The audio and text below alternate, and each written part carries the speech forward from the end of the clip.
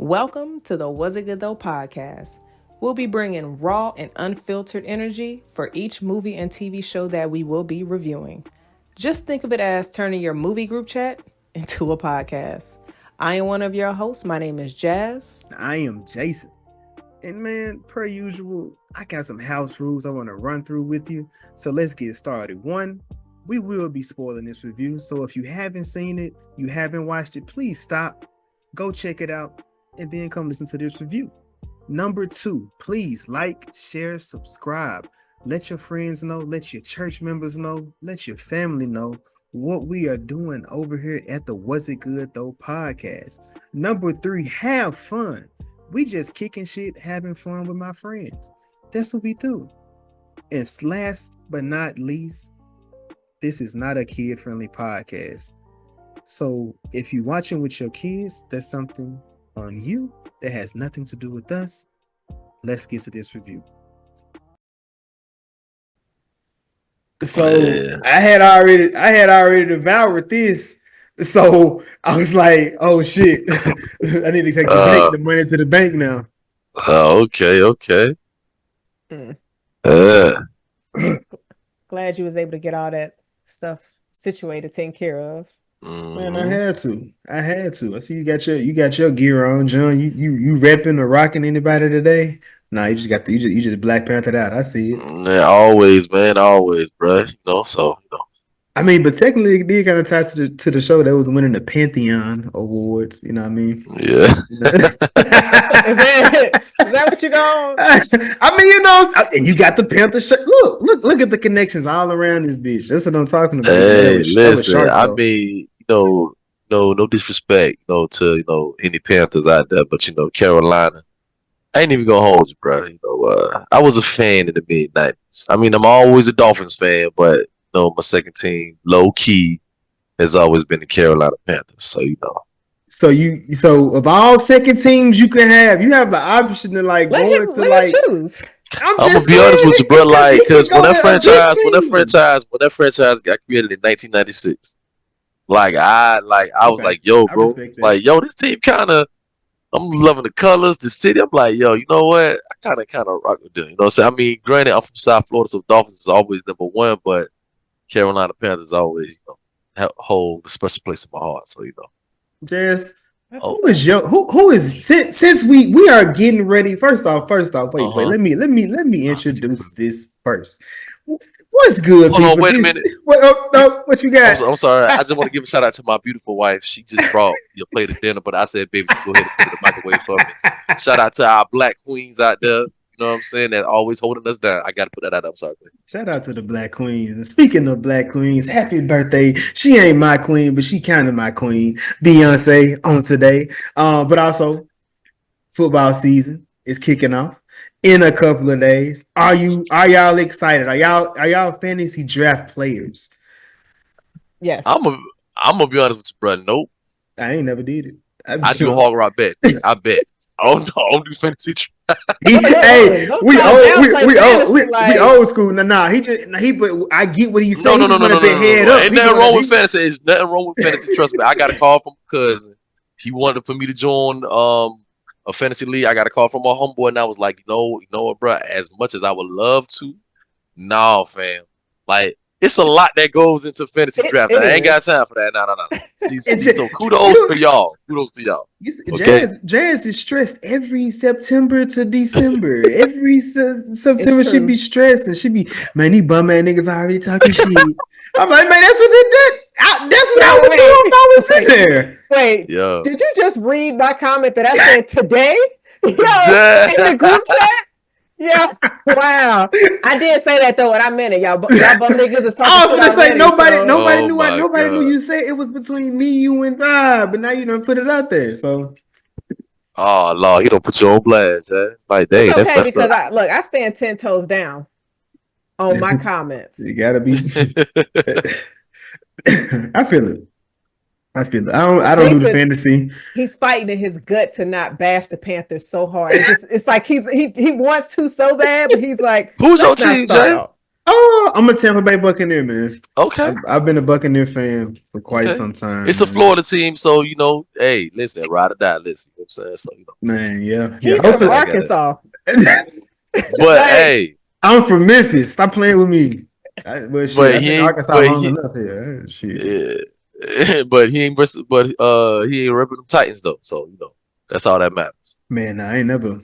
Me and McNair, man, we had a little beef, man. But I was hurt, I ended for him. But Yeah. we had a little beef when he was in the league, man. Vince Young though. I wanted Vince Young to shine out there, man. He didn't, man. Oh, well, I'm trying to tell you about that situation, bro. So yeah, man. But let's get into this situation with steaming Willie Beaman. What's good, people? This is episode 118 of the Was It Good Though podcast about, of course, movies and TV shows. I am one of your hosts.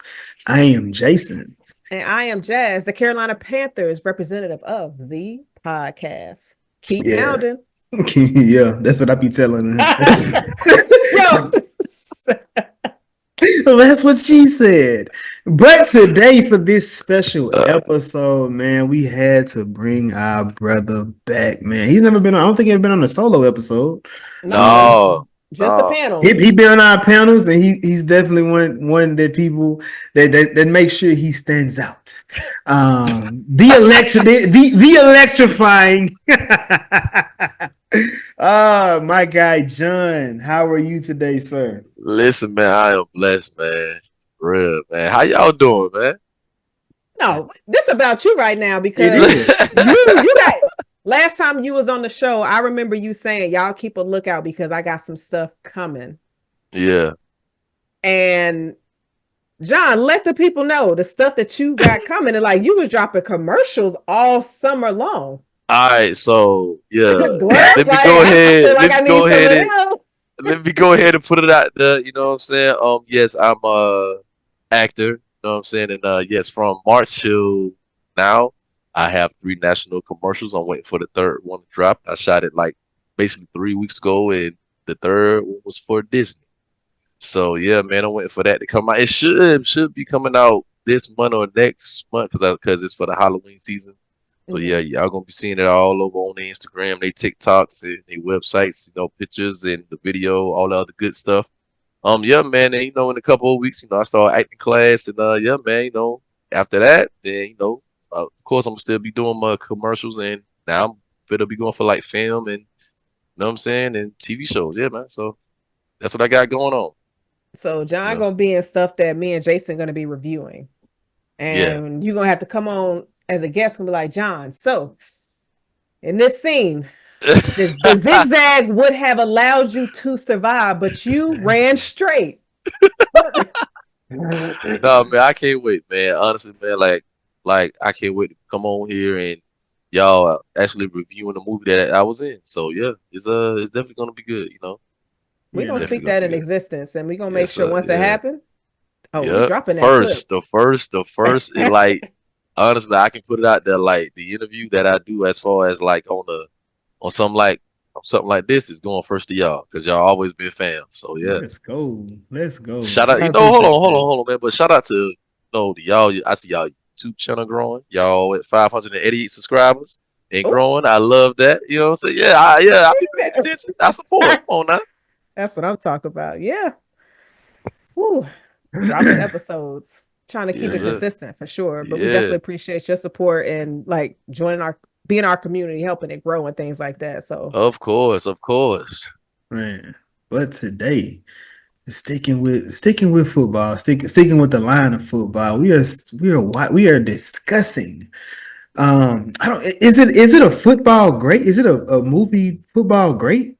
Can we say that? Because I don't know if we had a movie of this detail on this magnitude of level. That's why I would put it there. I would definitely put it as a football classic because of the details that we got. We didn't just get one area of the game; we got multiple.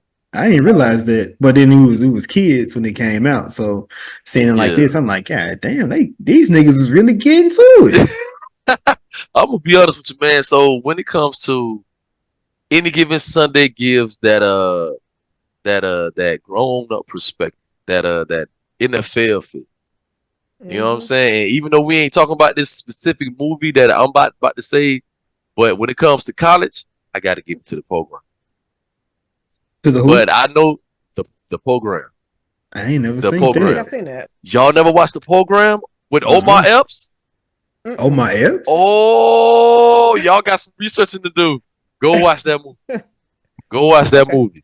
Yes, add that to the list of football movies. When I tell you, y'all gonna love it. Trust me. Damn, this on the 90s, like The early program. 90s. Yes, the program, bro. Halle Berry. I'm a movie person, bro. Trust me. Yeah, I know about a lot of stuff. Okay, bet. So since that's where we going, you said The program. you said what's this? Any Given Sunday for the NFL movie. Yep. The program for college. Who you going with for high school? Remember the Titans. But then again, you got Friday Night Lights. Come on now. Come on now. No. It's got to be a pedal for that. It's got to be a pedal for that, man. So I get. I think okay. So this might be a ledge, but do you feel like Remember the Titans kind of played with your heart more because they were dealing with racism and they were pretty much able to overcome that? But in Friday Night Lights, they was already working together, but you saw what they were issues that they were dealing with in the outside of the game of like family, abuse and that pressure. Yeah. So it's kind of like both movies. Yeah, both in high school, but they kind of touch your heart in different levels, in different ways. Yeah, but then Denzel character got fired the next season, like in real life. Like they don't tell that part of the movie, man. Fuck Disney. Disney I always either. We just killed off old boy.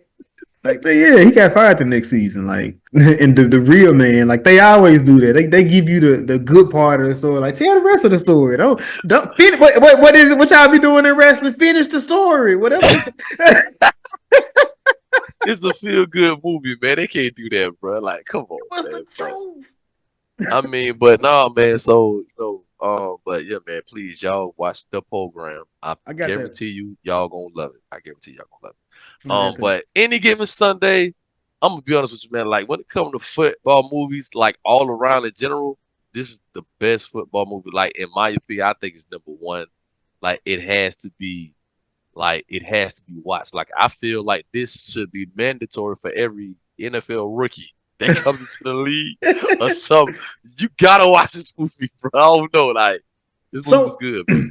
Okay, so since let me stick with what you just said, the rookie. So in my mind, Willie Beaman was a rookie, but going back into it, I found out or retold, he was in the NFL. He was in the league for at least 5 years. He had just finally popped off. Would it have been? I thought it was 3 or 4. No, it was like 5. 3 or 4 years. It was 5.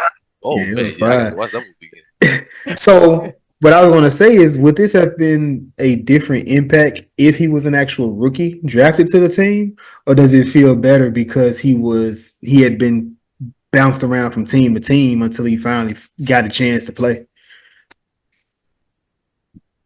I think they probably could have kept the same storyline with him being a rookie, and not much would have changed. Because him being in the league for 5 years and not knowing how to read plays is kind of strange.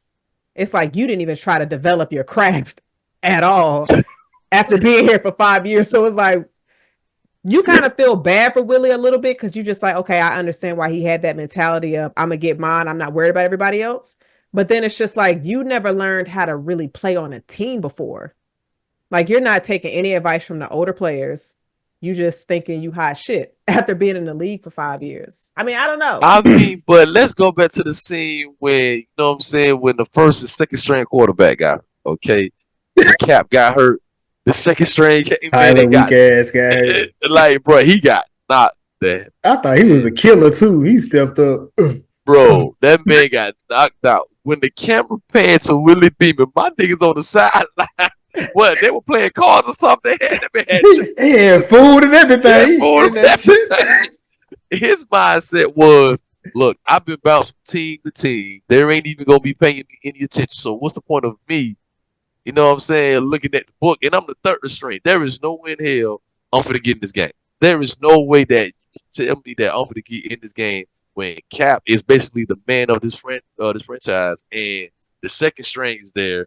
They ain't even looking at me, bro. Like, come on, bro. Like, you seen when the coach started yelling at him, like, what you doing? And Willie be like, oh man, what you mean? Like, come on, bro. Like, So that just made me think, which athlete that is active today in the league reminds you of Willie Beaman? I got one in mind, but listen, I'm gonna say I'm from Pompano Beach, Florida, No. so I'm riding with my boy, okay, Lamar Jackson. That's what he reminds me of, as far as like his game. I wasn't going there. Okay. As far as his game. What do you mean, like personality wise? Or you talking about game? I mean, just like, because I was curious character. because I was curious if his character was mimicked off somebody, because this movie like told a whole bunch of shit that was unless they, I mean, but then again, in college was happening, so we seen somebody like this already about to get drafted by the Falcons real soon out in Virginia Tech. That was one of my Vic. Yeah, Vic was like Vic and Marcus was already coming. So I didn't research. I mean, honestly, like if this role wasn't mimicked off anybody, then this is genius writing. That's all I can say. Yeah, nah, I'm just saying, like a lot, like every conversation was detailed. Like it almost even the first female GM. Like I'm over here thinking like Jeannie Buss. Like, you know how many years that was and how she got that after Buss that passed away. I was like, God damn, but then she was super cutthroat at her position. She was like, in some situations, Jazz, don't you defend her? No, what you mean? Oh no, I'm not.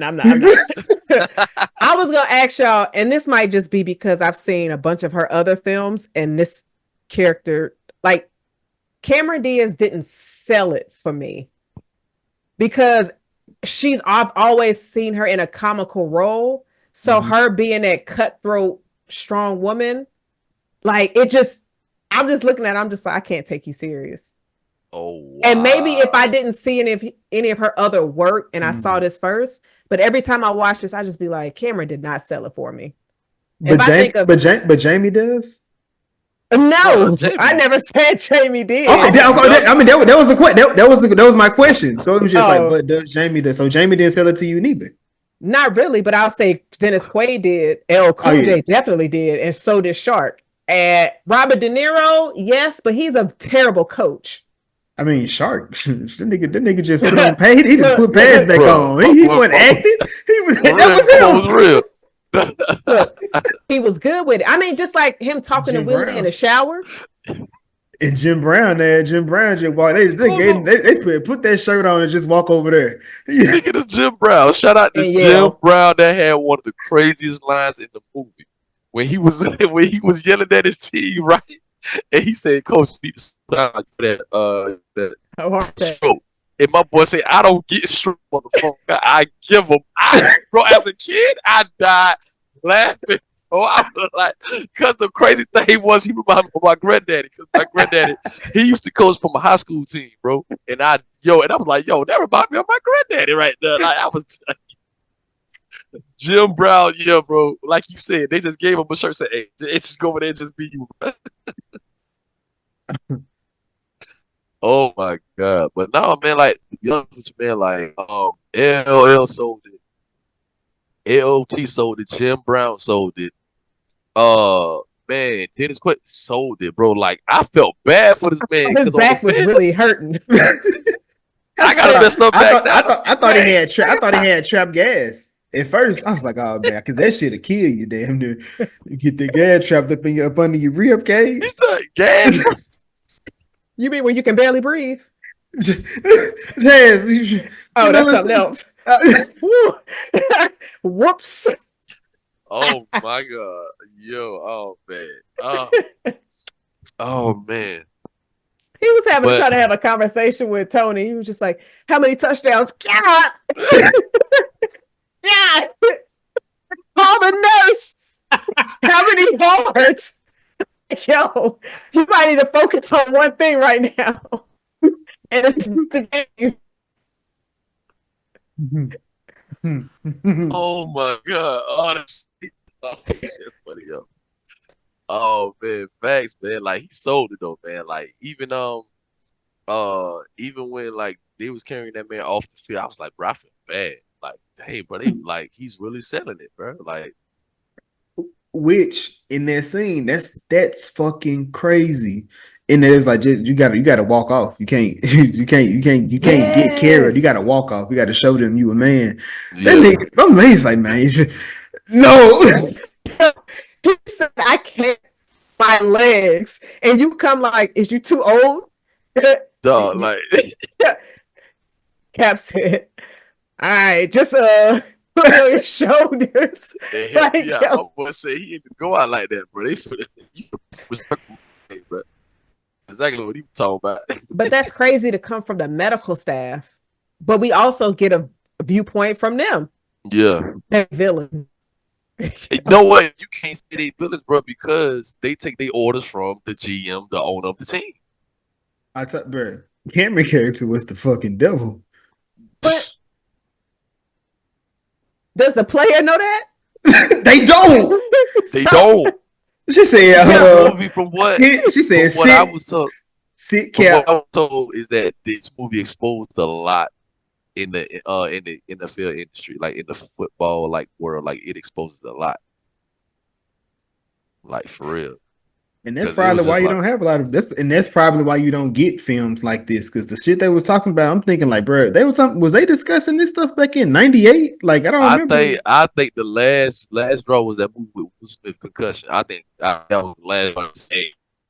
Football movies, bro. Y'all put too much out there. A couple of years later. So they worrying about their brains now? After Yeah, that Will Smith movie? Ah, shit. Here we go with this. oh man, I think that's why ballers ain't last, bro, because they was talking about health insurance. After, bro, like, That's true, though. Nah, true statement. yeah, It's a true 1000%. statement. Dog, but listen, bro. I mean, honestly though, Jamie Foxx to me did an awesome job. Like my man was till this day. Like I can just be driving down the street, and then I'm just like, my name is Willie. I just start singing the song, bro. Like if I play your man, bro, I don't even say, oh, bro. I be thinking my quarterback beaman, bro. That's the first thing I come to mind. Like that's just what it is, bro. That man played that role, but like I love the behind the scenes of this movie too, man. How they really got into fights. Yeah. That's what made this movie so real, bro. Like they definitely did their thing. Yeah. They said LL was two in character. Every scene. Like where these shades come from? Why you have them on during it's a game? Why you got them on before you about to play a game? But I also love how this movie you like learn the deals with their stats as well. Yeah. And so like rewatching this, it made me appreciate my fantasy football because I'll just be like, okay, I need this wide receiver to get this many points. And they over there counting their stats as well. They just like, I need a certain amount to get these promotions so I can get paid. And then if you the quarterback, you knew that. I mean, you knew that, right, Jazz? They gotta get them. They gotta get them stats for their bonuses and stuff. Cause them niggas be mad when they right. Cause I just be sitting here like, why you not throwing who you need to throw to? Yeah. It's just fun how, especially when you have the coaching staff designing the plays, so they in on it too. And it's like we gamble on this shit. And that's the thing, like, but think about it. We was kids watching the movie, so we ain't know. Right. But it's like when we see it in the movie, it was like, oh wow. And then it's like as you getting older and you learning more and more, like, oh, so they really do care about these stats. Like, but that's how they get paid because their bodies is getting put on the line. So I can't blame them. But then I'm also thinking that means anytime I try to pick somebody up off the waiver wire that's not really popping, he definitely not gonna pop because he's not in the plays. Because he don't pop. So I'm just like, I can't put him on my team. Y'all don't know what I'm saying because y'all don't play fantasy football. I know, but the thing is, like you said, but the thing is for somebody that's not popping, when they get a chance to play, they could go out there and try to prove themselves because they're trying to get that money. But I guess if the play is not designed for them to do nothing but maybe be a diversion. True. But yeah. I don't But know. hey, you better go out there and be the best blocker you can be. Hey, you signed the contract saying that's what you want. You can fight for what you want or what you Yeah. feel is fair in this situation. Don't I'm third string. I got to get 1,000 yards to get. You know what I'm saying? Don't do that. Like, come on now. But does that also make you think a lot of these players that's probably on the lower string trying to get up the totem pole be wishing injury on players on their Hell team? yeah, they be wishing injury. That's fucked Uh, up. I mean, okay, so all right, so something that y'all don't know about. Back in 2013 and 14, I tried out for 3 NFL teams: Miami Dolphins, Baltimore Ravens, and Tampa Bay Buccaneers. The first ride ever was 2015, and I tried out for Tampa Bay Bucks. And through that process of going through the regional combine and stuff like that, I talked to a lot of ex NFL players, a lot of college players, and you won't believe like that's all they know. So when they get out on the field, trust me when I tell you, even though a player may not be doing good in your eyes, trust me, they are doing the best they can because that's all they know, and they are trying to be like the best at whatever position that they play. So it's like, yeah, it's a different. Like for me, I found I gained a newfound respect for NFL players, especially after trying it out because it's like after talking to them and seeing what it takes. I'm still to this day surprised that the NFL is not the highest paid sports in the world. I'm so surprised at that still to this day. Mm. It's probably so much money they got to put or give back as far as like with the league or like the stadium and all the different stuff for like the revenue they got to give. That's probably why. But then we thinking about the biggest in the U.S. Like people in the U.S. watch them other sports, but then them other countries are a lot larger as far as with the actual people and things like that. Shit, like them stadiums that have people in there. Shit. That's why Michael Jackson stopped touring in the U.S. He was like, this shit can't hold a nigga like me. They can't hold a nigga like me. I need a soccer field, a soccer Yo. arena. I need that. That nigga Michael Jackson's a different type of nigga. Michael called us peasants. They killed. They trying to kill Michael. That nigga making too much money. You shoot him. Oh man, no man. So, um, piggyback off the Willie beaman, like if they would have told the story of him doing his rookie year, that would have been interesting. Honestly, like seeing any given Sunday, I would have loved to have like a like prior to him starting, like what was his life like as a college player?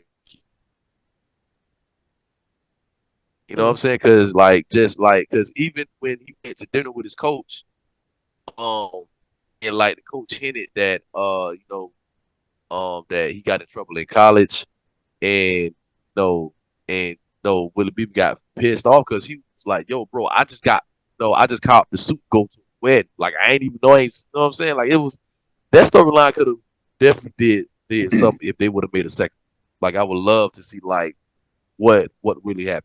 So We're given the movie that we received, and them being able to spread it out across the different players, different people that we had, or just the different characters in this movie, and give us background and kind of story, and kind of fill them yeah, out as much as they could. I think they did a great job with it. Like I don't think they tried to make a true focal point outside of it being the sharks. Like the sharks was the focal point, and they just showed you the different things. Like Jazz said, the medical staff to the GM, to the coach, to the players, and just giving you because we didn't know no we still don't know nothing too much about LL character or Bill Bellamy yeah. character outside of we got the two quarterbacks, the coaches, and the GM. That's who it truly followed. But they gave you so many different people, different things. So I mean, honestly, today I would have been like, hey, shit, make this a TV show because I think it's layered enough I to was literally give. about to ask, do you want to see this as a TV show? I would love to see it. If it was a TV show, I would. I don't know. I don't think they should redo it because this I the mean, game. Does the game count? I was gonna say that the game is definitely a TV show of this. Ah, It's a clean version. The Well, game Is yeah. it? is a But clean it version. what makes I it don't clean? know. They just went naked. That's what make it clean because it wasn't clean at all. I I mean, mean, it wasn't no dicks walking around. I knew. yeah, See, yeah. look at what you I like. mean, What? I gotta listen. I gotta 100% agree with this on this. Nah, 88. And I mean, you Nah, kind of saw the men in the locker rooms, but they had one. So it was definitely a clean version. Now, if they do a dirty version, I mean, honestly, like if people to do a show, right? I would love to see LLJ character, Dennis Quaid character, and Fox character all are like coaches on the same team or something of that nature. Something like something along with this storyline. Because I'm like, man, that'll definitely be fine. A continuation. Y'all, would y'all want to see a continuation today, like I'm gonna be honest. 2024? I'm gonna be honest with you. I definitely would. Like, I definitely would love to see a continuation. Like, at least um uh a continuation to where some of them coaching in the NFL. Because remember, this year, like the Sharks are their own league. Like they get a different league and not the NFL. You know what I'm saying? You know what I'm saying? So I would love to see how that played out. yeah, I would definitely check it out. Long as Lee Daniels and Tyler Perry name ain't on it. First of all, leave them black men alone. Let them John, respectfully, my brother, they need to be stopped. they have their audience and the Listen, audience watches. So look. listen, they gonna be my future employers. I can't, you know what I'm saying? I got you. I got you. You know, We'll edit this out so it don't come back up. Oh, we got you saying this. oh no, listen. He said, "Nah, y'all ain't gonna catch me up. Y'all ain't gonna catch me up with that. Nothing. Ain't no back footage or nothing to me But saying I shit." get what you're saying. They need to, step out, just do some different things. I mean, hey, try to be a writer for them. You never know. Yeah. Tyler ain't letting you touch his pen. Listen, He not letting Mr. nobody. Daniels and Mr. Tyler Perry, if y'all watching this, which I pray one day you guys will, hire my girl Jax, hire my dog Jason. They are good critics when it comes to movies and writing. I let them. They got some pretty good ideas. They can definitely tell if you gonna be hitting or not. I think they looking for the ones that ain't hidden. That's just gonna get talked about on the internet at this point. I think they've written that at this point. I think somebody asked me were we going to do The Deliverance. Oh Lord, I watched that movie yesterday, but we'll talk about that. I'm gonna tell you now. No. So Willie, obviously, he's a third string quarterback, and this is kind of like the game. Melanie and Derwin. When I saw him and Vanessa, which was back, Layla Rashawn. Mm-hmm. Yeah. So she's supporting him. Her name was Vanessa in that movie too, right? Yeah. Lord, that's where it came from. All right, cool. Go ahead, y'all. I'm so sorry. I'm so sorry. But she was supporting him, and then he blew up, and we saw how he changed up on him. But did he though? Did he really change? Man, nah. He was at the party and he was talking to new people. He was getting new attention. And you know what she did? She got upset. She was hurt by this. He didn't do it. I'm gonna tell you what. Listen, I'm gonna tell you what he messed up at. They was at the party. He brought his girl. Okay. When it came time to taking pictures, did you not notice when Vanessa was standing next to him? It was time to take a picture. This is when it turned. The Caucasian woman, whoever the chick was, nudged Vanessa out the way to get pictures with Willie. And Willie ain't even, as Vanessa's man and as Vanessa's ride or die, what he should have did was notice that his girl was next to him. Like, hold on, chicken, you have to move for a second. Like, chicken, you come on this side and my wife gonna be here. My girl gonna be here. He ain't do that. Like, he just let everything just go. Like, he was just going like he literally forgot about his girl at that party. Mind you, when that scene happened, Vanessa had to look like, dang, it's like that. You can tell the hurt in her face. Mhm. And she left. And next thing you know, she dancing with Sharp. And you see Sharp face like when the music playing, cause she bent it over like, hey, she she's having fun. Sharp face like, where's Willie? Like that's the black man don't cheat face. Okay? Like that's the face. But mind you, Willie Beeman is surrounded by groupies and over there dancing and partying, you know what I'm saying? He don't forgot about this girl, bro. So yes, he did change, bro, when the fame started coming. She kind of changed too, though. You know what I'm saying? Nah, bro. Nah, fam. Wait, Nope. you don't even know how she was. How you gonna say she changed? I don't know. I don't know how he was neither. We know how he was. We know how he was. How? We didn't see him before he was a rookie. We just talked about it. We didn't see that movie. Well, this nigga wasn't a rookie at all. He was in the league for 5 years. Willie, what you doing, boo? Like, shit, you get to the motherfucking league and you try to stay in that bitch. I would be cool with that 5 years still in the league. So I'm not even gonna lie to y'all. Like, when I asked y'all who reminds y'all of Willie today, I immediately went to Jameis Winston. I did too. That's why I said I'm not doing this, and I thought that's what he was about to say, and I was like, when he said Lamar, I said he said Lamar. Yeah, Jameis Winston is definitely who I thought of. Did you feel like Dennis Quaid was Aaron Rodgers? My fault, y'all. I hope y'all ain't hear all that. Damn TV. Nah, you can. All right, cool. Because like that damn thing go. When Dennis Quaid was talking to the coach and he was like, "Don't give up on me." It made me think of Aaron Rodgers' injury last year that he probably told the coach, "Don't give up on me. I'll be back by the playoffs." Because you know how they were saying Rodgers would come back for the playoffs for the Jets last year. Uh-huh. Never did, but that injury was crazy. So like, Cap reminded me of Aaron Rodgers. Mm-hmm. Wow. The damn Aaron. Is he back this year? Mm-hmm. Oh yeah, he's back. But let's just see how that goes. I need him to do something because I have Garrett Wilson in fantasy. Oh. Yeah. All I will say is my Dolphins gonna run the division. So yeah, you might want to put Tua and Waddle and some other people on your. Those people are not even on. They done got snatched up. They not on my team. There. I'm sorry. Yeah, it's cool though. But yeah, man. Nah, man. Honestly, man, Willie changed. You know what I'm saying? But I love that he recognized the error of his ways. Because when my dog was at the dinner table with his agent, and the chick sitting there rubbing on him, and he seen Vanessa, my man mind changed. and honestly, I'm gonna be honest with you.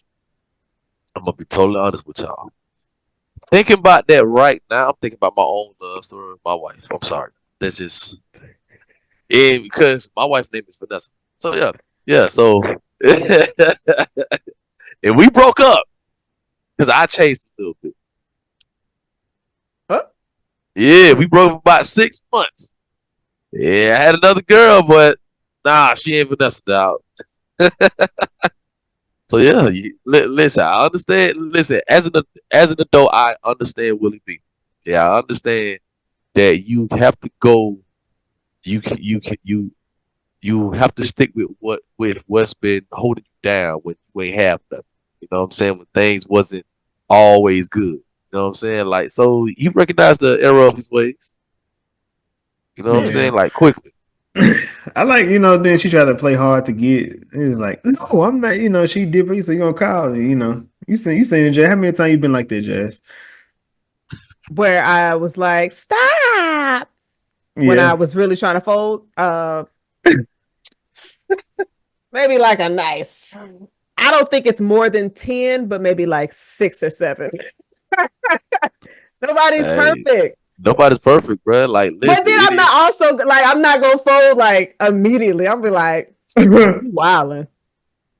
Oh, it just I mean, it's because you sit there like, all right, I forgave him. Let me make it seem like he don't know that I forgave him for real. Yeah, that's how I be. But listen, I'm glad he got his girl back, dog. Like for real, for real. And she was at the championship game, wasn't she? Um, I know his I mom was there. I know his mama was there. I don't know if she was I there. thought Vanessa was there. She skipped for church. Shout out to mama. She skipped church to Yeah. come see the man play. I'm sitting here like, so y'all ain't got no Thursday or Monday night games. Bruh. When I was watching, I said, you got I a thought about that. Thursday, I mean, I some thought that too. Saturday. But you gotta think, it's the end of the season. The year almost over. Yeah. They Yeah. they was only had like 2 or 3 Saturday. games. They only had like 2 or 3 games though. Well, Yo. Willie won 2, and he just got every single endorsement that was out there in a I matter mean, of a shit, week. I mean, but No, we won more than 2 games now. Hold on now. Don't it was disrespect it was only Mr. 3. like that. He lost the first one and he won the other 2. He So won Yeah, but 2. he almost won the first the playoff Almost game. doesn't And count, it John. doesn't. Brandy told us that 2 years before this.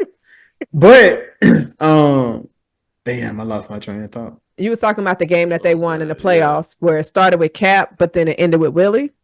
Yeah, not that. That wasn't. That's not what I was going with before that. Because when they got back from the bye, they lost in the rain. Willie got his ass beat. O-line said, "You're out of here." Yo, when my boy said that interview, that boy said he got that invisible juice. The way he turned it on, he's gone. And then got sacked in the next scene. He was like, "If you're not gonna block, get out the way." That's not anything you want to tell your O-line. Yeah, fact. And then you got Cap on the sidelines. They're not gonna fight for him, Tony. I'm sitting here like, I don't think that's anything the coach want to hear. I mean, listen, he was being honest, bro. Like that man, Willie Beaman won a couple games, and then you're not gonna give props to your offensive line. That's just crazy, bro. Like they are the ones blocking for you. And the one in your picture, Jazz, the white dude, Patrick Kelly, well, that's his character name. My boy, like, he was about to go over there and knock Willie head off during the game. Talking about you loudmouth showboat motherfucker. Like, he was about to go kill Willie. But I mean, I think all this shit was kind of just, but it wasn't, because I feel like the coach played a large part in it too, because like he kept calling these old ass plays, that's another like a common thing in football too. So I like they play with their story. I went to a school in high school, and in 2008, we were still running a wishbone.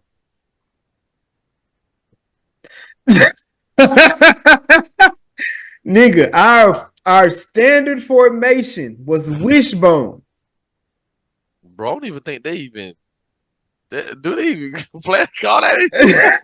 he gonna say it's not about the plays we running. It's if you run them effectively, they gonna work. And bro, we run out of 2 running back base and 1 wide receiver. Every play is like this. Y'all lost it. That's how I asked. So look, the funny thing is, so my senior year, or the year before that, it was my senior year, we sucked. The year after, them niggas went almost to state. With the same coach? The same coach, but it was just a different play style. He switched it up. He didn't. It was just different, not play style, different players at that point. It's just like the different team, like different things. Like, so you're basically saying when you That played, y'all was trash, and the new guys came, or it's like the 2000, like the 2000s team versus a 2015 team. It's not it's like the Patriots. It's like the Patriots 2001 versus the Patriots in 2008. But the thing same coach, same plays. They were with the wishbone. A different personnel. But did y'all believe in the plays that he was calling when you was playing? Yes or no? They sound like losers. You said, "Did we believe in them?" Yeah. Hell no! That's the problem. I'm tight end. I'm tight end trying to get me an end around, nigga. Hey, do something. That is the problem. Y'all didn't believe and y'all didn't buy in. See, that is the problem. See, that is the problem But that Sharks had with Willie Beeman and Julius and Coach and everybody. but The thing see, is, Willie did not believe in Coach. Coach didn't believe in Willie. That was the problem. The rest of the team believed in Coach. But when they started winning, okay, Coach had to conform to the way the game is being played. hmm, It's a belief system, bro. You see gotta when believe. when I was a senior, the difference in that now we did have a different quarterback. We did have a different quarterback, and the guy that was being, I guess, groomed, or the one that's going to take the position next, he was there. So they used to swap out as far as running plays. But then, like when I was a senior, only the offensive line was seniors. So like like not special, but like the running back, sophomore, junior, the wide receiver, they was juniors. It wasn't like seniors. Now, one senior, he was on defense. He was on defense. He was a defensive back. Now he was getting his ass burnt when them other niggas again. Hey, them niggas. They been thrown to his side. They been thrown to his side. Give him some help. Give it. Well, I said, God damn, again.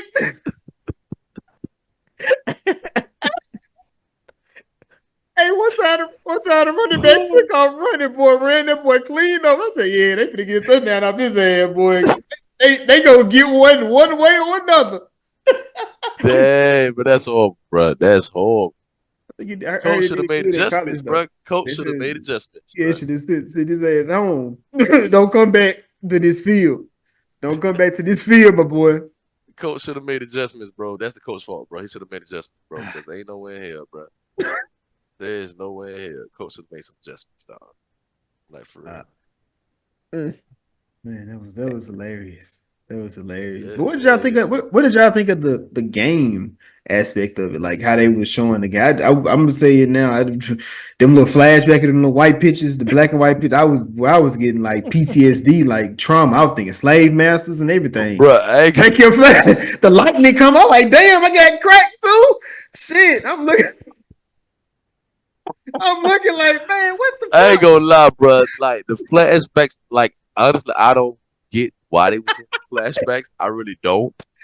I guess to add fillers into the film. I don't like it didn't make any sense to me, bro. But it wasn't even needed because this movie is so long. Like, this movie Yeah, is like 2.5 hours long. Got a We didn't confession. need facts. any of those flashbacks or pictures or anything like that. Got a confession. What up? So I hadn't watched the movie yet. I done watched every other TV show and movie that me and Jay has been talking about. I hadn't watched this yet. So I was thinking yesterday I opened, but I had some make some adjustments. I ended up being the closer, so I'm leaving my job. It was like 10:30. I'm like, I need to watch this movie. Let me pull up the runtime first before I see, so I can just see what I'm feeling like. If I'm finna watch the movie first, shower first. Yeah. I said, bitch, 2 hours and 45 minutes. Minutes. Oh, we fucked up. I done fucked up. I've been saying Jay like, hey, we need I ain't gonna make it. What's the whole shit? I'm fucked up. Wait a minute. Yo, 2 hours and 45 minutes. Yes, bro. Yes, dog. Yes, bro. I turned Yeah, this dog. shit. I turned this shit on. I said, wait. Why is this movie so long? And you think about it, you just like, damn, they did play a lot of games. Bro, they Yeah. showed us every like detail. I'm like, the first 30 minutes is the first game. Yeah, they get right into it, bro. But I ain't gonna lie, I love that because when you watching it, sometimes it don't feel like 2 hours and 45 minutes movie. Like the way Oliver Stone, I gotta give props. That man did his thing as a director for this movie, bro. Because, bro, like you start off with the action, Yeah. the like the camera shots, the camera angles, they hit on all angles for this movie. Like all angles. Like he made sure that we felt like we was right there in the center of the game. From the snaps of the ball, like to like the hand signals, like All that. Man, that movie was freaking G, bro. That was G, bro. I ain't gonna lie. I think I'm gonna end up watching this movie tomorrow. Yeah, no, it was when I watched. I'm like, damn, I forgot it was this entertaining though. It is long, Yeah. but it's in it. But it's like the nitty gritty the entire time. Like you just see everything that's happening in this. And the best part of it is it catches us up at the end of the season, but right before where it's like either we could get in, Playoff we don't. time. Yeah. Right before we get in, get out. In those real conversations, I know Jazz deal with this every year when they trying to see if they're gonna get rid of the coach and if they're gonna trade all the players away. Like this is something that you deal with year in and year out. So how does that feel, Jazz, to see it firsthand like this? First off, I do not have the worry that they're going to trade all of our players away because they do the shit anyway. Shout out to Cam Newton. They fire the coach anyway. I'm sorry. What was your question? I just went on. Shout out to Cam Newton. I'm kind of pissed at Cam and his. But that 4th and 1 podcast, I love it. You said, yeah. Jason, what was your question? Shit, you forgot. Yeah, I did. You said, how did you feel about the coaches and players about to get traded every single year? Like how do you feel? Because it's the word. Okay, got you. I was confused. Like, what are you talking about? I mean, so it kind of just shows you that these businesses, these owners do not care about their players, which that's where my mind is anyway, which is why anytime I see a player fighting to get a contract extension, I'm like, you need to get your money because these owners will trade you the moment you get an injury, the moment they think there's something going on, regardless. Oh, you didn't get enough stats. We're going to get you out of here. So it's like you have a lot of players that have so much loyalty to the team.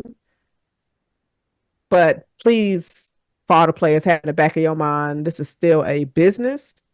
And they will never match your loyalty. I mean, I would say like Tony's character tried to match his loyalty to Cap because he knew Willie should have started. But he was like, nah, Cap is back. Cap knew he couldn't play. Yeah, Tony, I don't know, man. I'm kind of scared. He's like, nah, you got this. Yeah. And nigga said, I can barely use a spoon. Nigga, what are you talking about? He said, my hand shakes and it's no milk on the spoon after it gets to my face, Tony. You sure you want me to throw this ball? Cap, you got it. I have faith in you.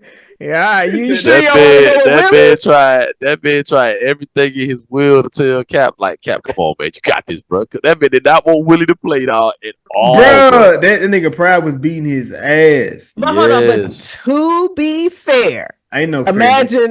Hear me out. Imagine you in Tony's position.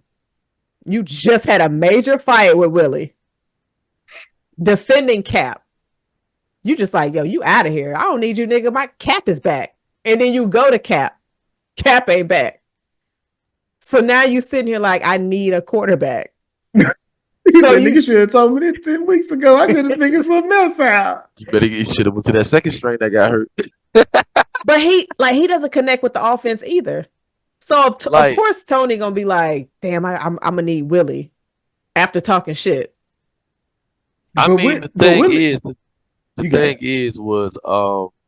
thing was with Tony. Tony wanted Beaman.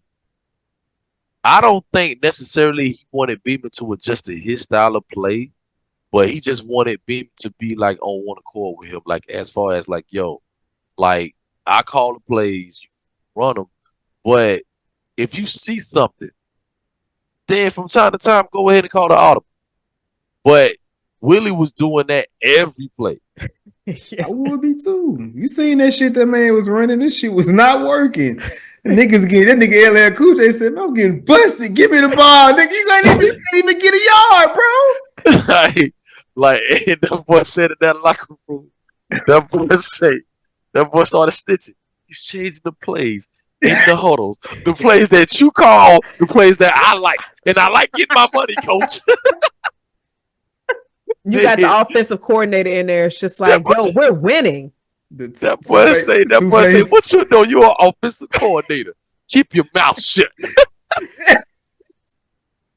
So he was trying to get that job bad. Right.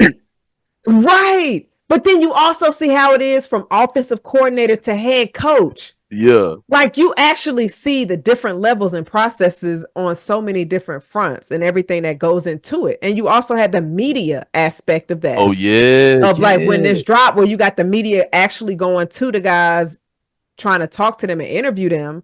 And then how you have them also at every game to where they're writing these columns. And I'll say like, cause I've worked certain sporting events and see like behind the scenes of like the broadcast spaces where you have all of those people that's reporting, tweeting for social media outlets about games and they're watching and stuff.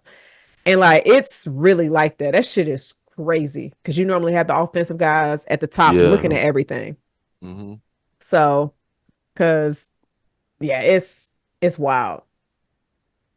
Yeah, I mean, it was. I mean, like I said, like I think honestly, I really think this is the perfect football movie. Like I don't think no other movie ever as like will ever reach this caliber of what we saw in this. The level Like of details for sure. Man, it was what like that's why I said when it comes to the NFL or something like that, this is it. College, watch the movie called The Program, but we talk about this. So like just the raw emotion and to see that like even when they lost that game in the rain and then when LL Cool J and Jamie Foxx got into that fight for real and we thought it was like an actual film. No, the boys was in there like fighting. I don't think it was that much of a fight. Well, yeah. He knocked him out, and that was it. Yeah. That was it. Like he woke up like, hey. But what ain't gonna lie, but what happened though in that scene was you still see the toothpaste on LL Cool J face. I'm like, y'all niggas ain't no good. Y'all gonna let this man go on camera. Hey, you know what? Shout out to them for using toothpaste because typically them niggas be in that bitch brushing their teeth with just a toothbrush and water. So shout out to them for having the toothpaste. God damn, they typically don't do that. And that was in the 90s. Yeah. Listen, you gotta make sure LL he gonna make sure he look good on the TV. Oh man, but also man, what I love, man, was how shout out to Mr. Alps, the emotion, bro, as a coach when that boy went to yelling and saying that was the worst game of football he's ever seen. And like when he said, "I'm ashamed to be your coach," I was like, as a kid, I was like, "Damn!" Like, I'm sorry, coach. Like, I wasn't even in the movie. I just felt bad. Like it was definitely ain't gonna lie, man. That movie does something to you, man. Like for real. If you're not even a sports fan and watch that movie, you'll definitely be a sports fan after. Speaking of coaches, rank these 3 coaches. You got Al Pacino in this, Denzel Washington, of course, and Remember the Titans, and Billy Bob Thornton in Friday Night Lights. From 1 to 3, ranking best coach to least best coach. Hold on, you said Al Pacino, Denzel Washington, and who else? Billy Bob Thornton in Friday Night Lights. That's an easy one there. If we just base it on that, I mean, Denzel got to be number one. His goal, he couldn't lose. The nigga couldn't lose, or he would get fired. Like there was no ifs, ands, or buts about. Yeah, he lost. Honestly, man, I gotta go with Al Pacino.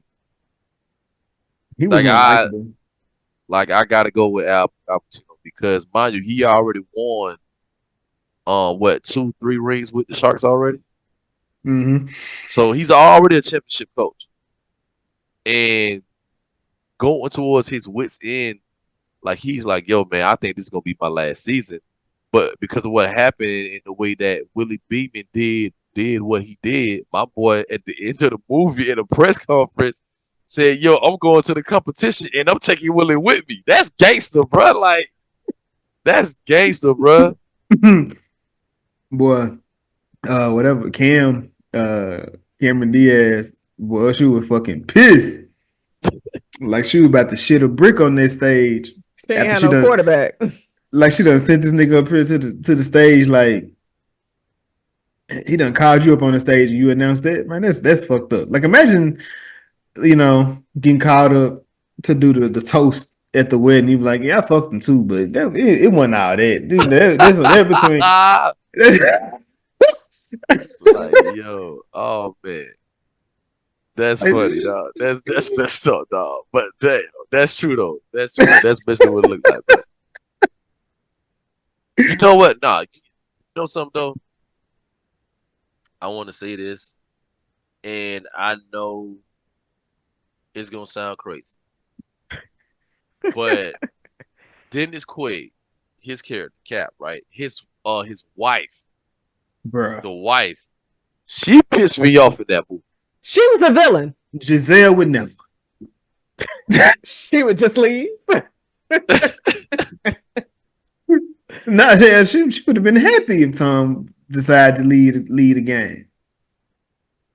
Like, yo, like that junk, she pissed me off because I'm like, bro, my man's like, yo, this is his last season. Like, you gonna slap this man? Try to continue, like, come on, bro. That lets me know that you care more about money than your husband's wealth. Now, mind you are already wealthy. You wouldn't even convince him to be like, hey, well, babe, listen, you want to retire, cool.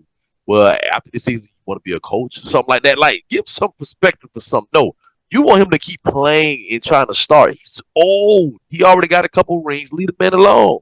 Wasn't he like 38? Hey, first of all, that's my age. Please don't. But no, but he's a quarterback. He's a quarterback. Yeah, so you know how they'll throw some ages on a quarterback. Football years, yeah. I mean, but hey, look at Tom Brady. But now so we are living in an age where we seeing shit that's never been done before. That's true. Or it hadn't happened. So you have like Kurt Warner, Brett Favre, his bitch ass, and Tom Brady, and Aaron 38, right? Yeah, he up there in age. So he is Cap. I mean, I think he way more talented, a bit better. But hold on, we don't know how many. Cap might have more rings than Rodgers. Rodgers have won what? 2, right? 1. I think Cap got 3.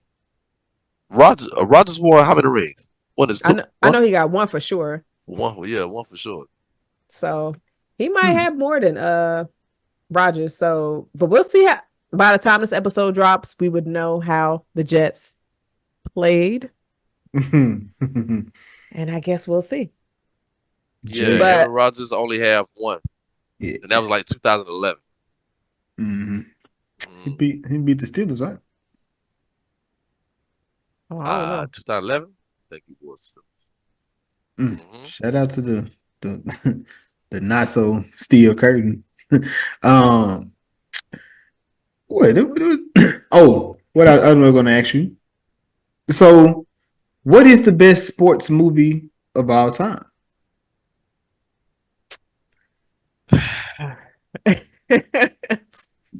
I'm just curious. What y'all thinking? Just we only could choose one.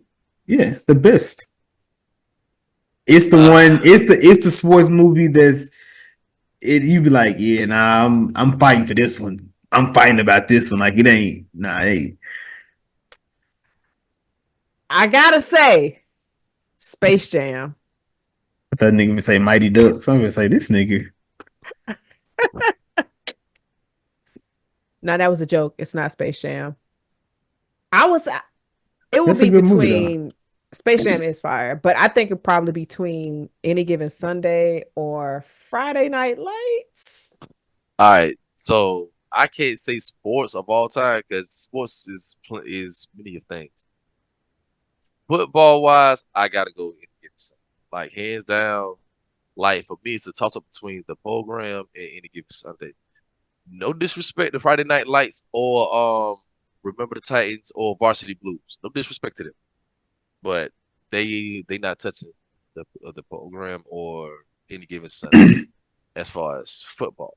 Now basketball wise, I gotta go with Blue Chips. You like 90s movies. You like 90s movies. He's a 90s guy. What the hell is that? Blue Chips? With Shaq and Penny. And Penny Hardaway. Yeah, with Shaq and Penny Hardaway.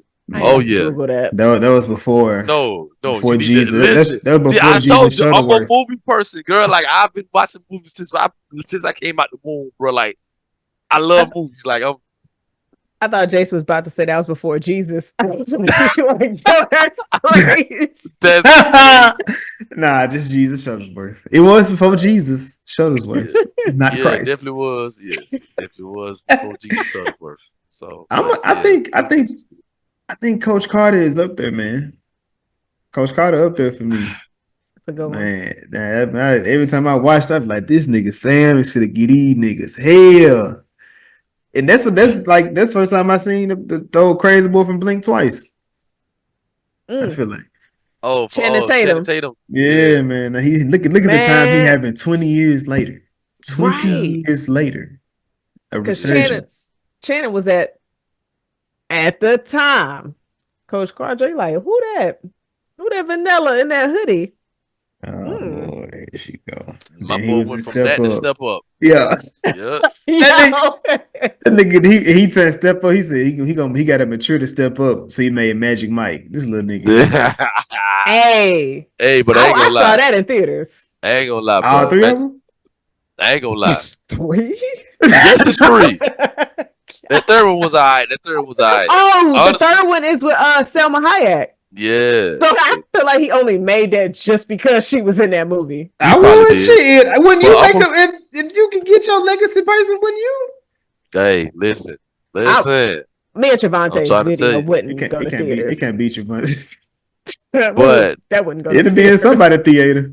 But but I gotta say, Magic Mike 2 was the best out of the whole franchise. But yeah. It's not. What? It's not. Magic Mike 2 was raw. Listen. Wait, which one was that? That's the one with Jada Pinkett, I think it does.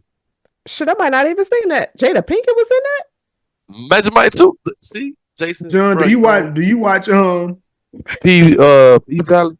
I haven't watched it yet, but I heard good things about it. Not P Valley. I was talking about the show with the all the Queens Men. What's the name of that? All the Queens Men. Yeah, I haven't watched that yet. Nah, that ain't the name of it. All the Queens Men. Yeah, bro. Tyler Perry. No, that ain't Tyler Perry. Yes. Yeah. Jason is watching a Tyler Perry series that he would know was Tyler Perry. So you are part of the problem. I was listen, Tyler Perry, he be having some shows that are hit and miss, and I heard nothing but good things about all the Queens Men. I heard damn good things. I just heard it's full of fine men. I need to check it out. That is you going for. You know, Tyler be keeping some fine men on his. Woo. Yeah. Look, Tyler, if you want to leave me anything, your address book. Are you trying? You want his little black? You want his little black book? She want the black book, bro. She want the black book. She want it, but nah, man. But yeah, man. Like, if you never watched Blue Chips, if you never watched Blue Chips, go and watch Blue Chips. That is one good basketball. Because remember, you got that. You got Sunset Park, Coach Carter. Oh yeah. Like it's yeah. But yeah, man. Like for me, like it's a lot of movies from the 90s that like I can compare it to like in the past 24 years. As a sports movie, nah. But they were playing basketball, and you had the men's and women's, so like, you can definitely put just because it was a love story, you can definitely put Love and Basketball as a favorite. I look at all angles from a movie standpoint, and Love and Basketball was mainly about love. Like, okay, it's a love story. Cool, y'all play basketball, but the man ended up getting hurt after his daddy cheated. Well, so if we ain't gonna talk about that. But maybe it wasn't about him. Maybe it was about her, and he was just a side character. She never got hurt. I'm gonna be honest with you, man. She was getting hurt the whole movie. She emotionally, she was. This is true. Yes. Now listen, I mean, movie would have went fast if she would have married Spalding, but we ain't gonna talk about that. That's true. Do you think? Do you think she was wrong to leave him to not miss curfew? Do I think she was wrong? Yeah. That is a tricky question because when when he told her, I mean, honestly, if I was him, I would have just walked with her to her dorm. And then, if anything, if she had her own room too, I would have snuck in with her. Didn't I So, say this during our review? I did. so I definitely would have snuck in with her. Like the moment she got in her own room, and if she had one by herself, I would have actually went in there with her. So then I could like just be with my girl, so she could listen to my problems.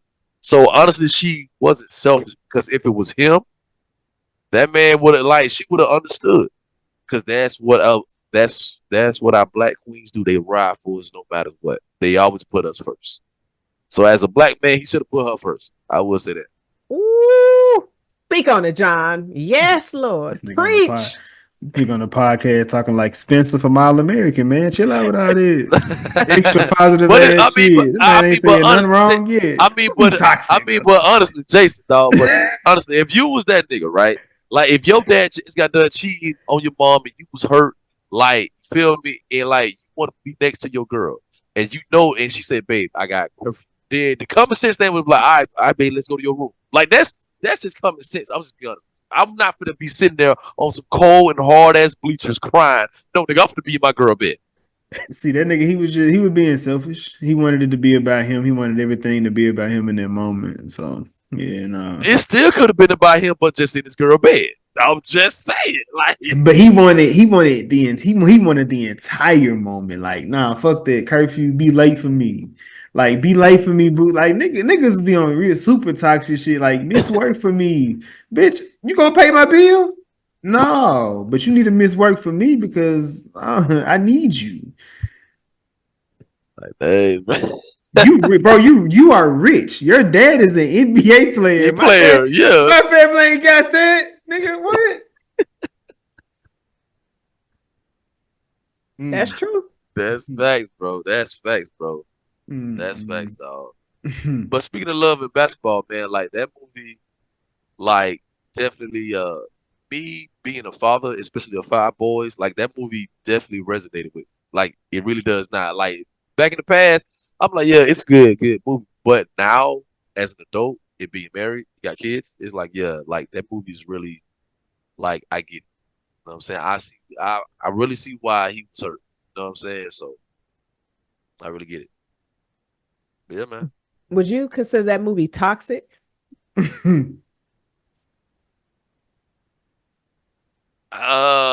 As okay, the first of its kind. As far as toxicity, as I know what it's called toxicity. Honestly, I think Boomerang is toxic, but that's the. It is. But Boomerang is very toxic. what I consider love and basketball toxic, honestly, no, no, I wouldn't. I definitely wouldn't because she knew what type of dude he was.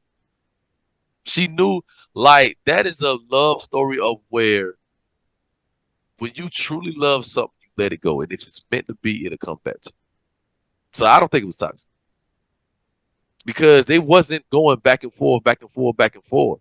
Like it was just showing of like she had feelings for him, and then when she got the chance to be with him, he was with her, and he was faithful until his daddy cheated. Then it basically ended. Like they basically couldn't work it out, but they still kept, they still kept it, kept in touch. How your But I daddy would cheating affect our relationship?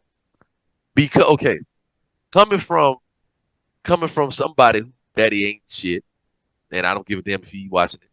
I tell it, I tell it to his face. I mean, yeah, my daddy was a Rolling Stone.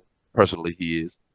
Um, my stepdad, my mom met my stepdad in the mid '90s. They started dating.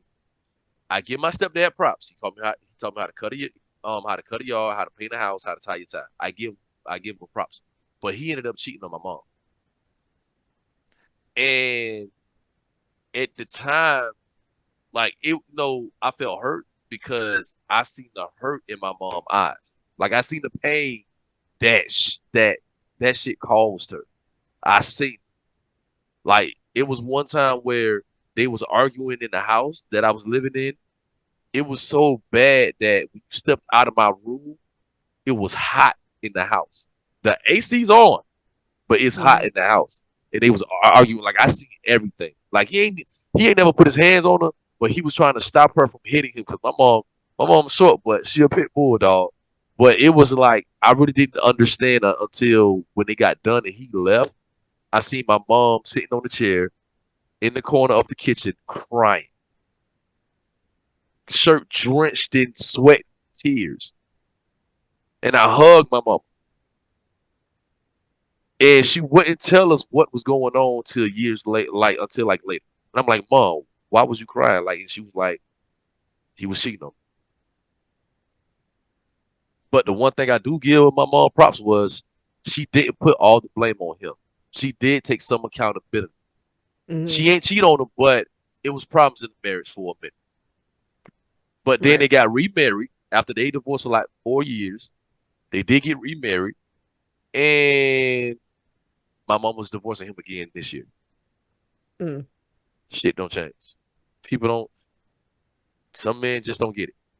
When you got something good, you hold on to them. Like, but so now when she divorced him, she's going for everything, his funeral home and everything. Because the reason why he's a funeral director, the reason why he got his license and everything is because my mom. I didn't know. My mom for 6 years was holding down the house, paying all the bills while he was in college. You know what that reminded me of? Acrimony. Yep, because she was paying for his school, and that I forgot her name though. Melinda. Yeah, I will say in the acrimony, Buddy's mistake was he didn't keep a part-time job. At least he could have did that. At least he could have something coming in the house. At least he could have did that. That's to me that was his only fault. Now all the other stuff, I'm like, bruh. Nah, he was wrong for driving that truck to the house, knowing he had a package he was supposed to deliver. Because you put somebody else's business on the line ahead or behind. Was he wrong for that? Yes. Yep. I give you that too. He should have went ahead and dropped that package off. If you needed to take the truck, then go ahead and take the truck, bro. Like hands down, or get the truck there and then catch a cab to wherever you had to go. Let them know something, because that's their biggest client. Yeah, I would be like, hey, bro, I'm dropping this truck off, but I can't. Like, y'all got to come get the truck because I get this opportunity. You would have been good. Communication is the key. But we see Tony we see the prostitution side of being a head coach. What? That just comes with entertainment, I think. But we talking about football coaches, so we see that they get prostitutes coming to them as well. I mean, but hold on, was it Tony married though at the time? Like he's divorced, right? He did have kids and stuff, right? He was divorced. Yeah, he was divorced. So my man lonely. He needed some companionship. But why is nothing? It is something wrong with this. Oh. Why are you trying to turn a hoe into a housewife? So you're right. Because I think it's because she told him like $5,000. You won't regret it. And he paid it. And he was like, oh, I need this all the time. So he was like, can we be together? It's wild when you put it on them and they be like, but can we be together? It's just like, nah. Wait, but you know, I mean, honestly, it was dumb on her part because think about it. She's doing that for what? For this, right? Right. My man Tony, he gonna croak over and die soon. Insurance policies, baby. But I'm not gonna lie. If I see Tony at the bar, he don't look like he's got a lot in the bank. He looks depressed. His team is losing. But she know who he is, though. She watches the game. But that means she following the game, which means she's just like, oh, the team is struggling. I see why he's stressed. He might not have no money because she can just Google him because she said she been looking at him since she was 16. So she probably already know he done been married, got kids. My man got money. My man's an NFL head coach. They didn't know she is a real whore. And that's why she know and been following him since she was 16. Are we really gonna call her though? Is she a hoe because she got her research? That just shows she's interested. First of all. So is it what do we call it? 2024 is a sex worker. It was a hoe back then. Or is it prostitute? She, bro, That even as a different? kid. First of all, when this movie came out, bro, I was 13 years old. Okay. This movie dropped in 1999. I was 13 years old, bro. No, I was 12. I was around that time, whatever. But as a kid, and I'm watching this, I feel bad for Tony. To me, she wasn't the hoe. That was that sexy girl from Saved by the Bell. I ain't gonna front. I thought she graduated. I was like, oh, she graduated and got grown. Okay. I'm about the only person that be thinking like that. I watch it in the 90s. Do not let them motherfuckers be in nothing else. I'm gonna be so mad. Like, oh man, you see Laura was in that Laura Winslow, she in that movie. Oh, this bitch having an abortion. Oh my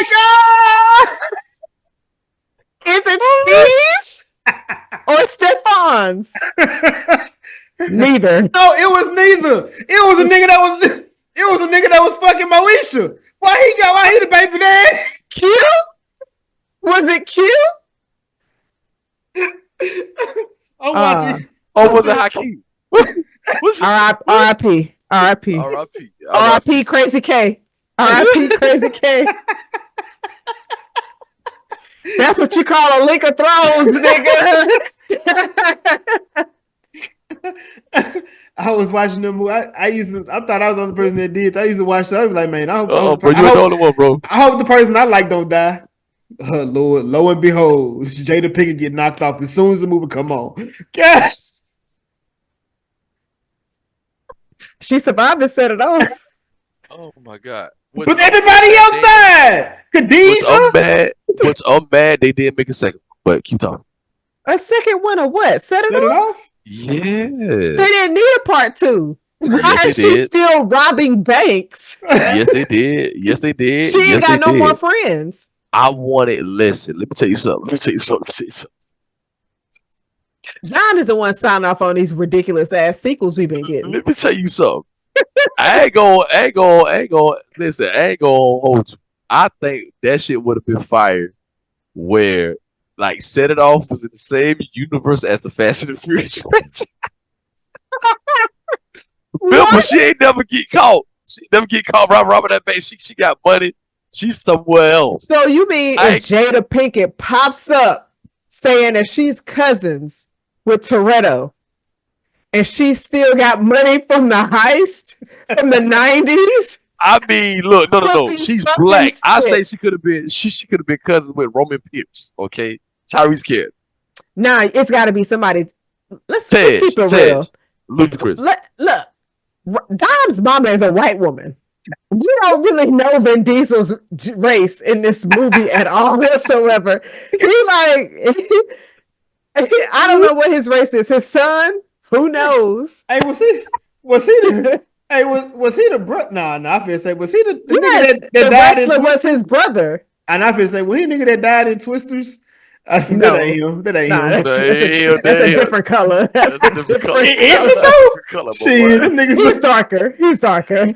I'm talking about, you remember in the one movie, it was they had a Dom, the kid Dom. The movie with John Cena, there was a kid Dom. Yeah, that little boy, I don't know what. They keep mixing that baby up. Y'all so wrong. Dom don't know what his son is. Oh shit! God damn. Jada Pinkett could just be a classmate then, before Dom got kicked out of school. But no, for like I really wanted like the bank dude, Blair Underwood, which I give him props. That man is an underrated actor. Like honestly, I really felt like that man should have been like, you know what, I'm gonna take my life savings. I'm gonna quit this job, girl. I'm coming with you. We got money. Let's go. John, wait. Is you doing that shit in the 90s after one date with somebody? Listen, I ain't gonna hold you, bro. Come on. Listen, when you know, you know. When you know, you know. And she just robbed a bank and all her friends are dead. When you know, you know. Jason, let me ask you. Because you might not know, because I don't know. If you was Blair Underwood's character, are you emptying out your savings and going to meet Jada in Mexico? Mm-hmm. With all the money that she got? Empty my savings for her? No, like bro. Run like, away with her. Yeah. Oh no. Leave your job. No. Man, please, I'm gone. I'm out, bro. What that Nah. job? I'm She already supposed got to millions believe. of dollars. I'm She ain't got no millions. You know damn well it was not millions in that bank. I'm supposed to believe. I'm supposed to believe that she 7,000. gonna take care of me. But 7,000 in 90s ain't the same in 2024 though. But this is like she's in 7,000 Mexico as well. 7,000 7,000 in the 90s is, I mean, in today's money is like 70 grand. But you're also in Mexico, which the American dollar was valued higher in the 90s. Yeah, But she got $70 million pesos. Whatever. What the fuck? Well, she said she in Mexico, so that's what we at the Millers let us know the difference with the pesos and the dollar. But even still, like the drug cartel's gonna take care of you, so you ain't about to be buying no bomb ass house. Y'all gonna be in a hut. You're gonna be living lavish. You're gonna be living lavish. That's all I know. Did I ever Jazz, I ever tell you about the story about the man who was trafficking people to America from Mexico? I feel like you did. It is. Wait. Yeah. I know we supposed to be talking about any given Sunday, but I want to hear this. Yeah, man. So a friend of a friend. Well, it's her brother, but he she come hit me up. Hey, why come my brother got arrested? I said, oh shit, for real? What happened? He was trafficking Hispanics across the border. I said, damn, for real? I said, shit. He was doing, he had 20 people. He had 20 people in the truck. At first I'm like, damn, that's crazy. Like they done popped the trunk. And I gave a whole story to it. He driving, they done popped the trunk. 20 people jump out the back of the cab. Boom. Fast forward to more recent. Boom. So my brother got his sentence, huh? Shit, how long they give him? He got like 4 years. I said, 4 years for 20 bodies? I said, that's crazy. That's pretty cool. That's a pretty good deal. Because I'm just saying how much, then I started asking the question, like, how many times has he done it? Has he done it before? Was this his first time and they popped this? He got caught? But then I was like, so you know how we never said where the people was at, right? So allegedly, they weren't in the back of the truck at all. It was 20 people stacked in the cab. And his child was in the car too. You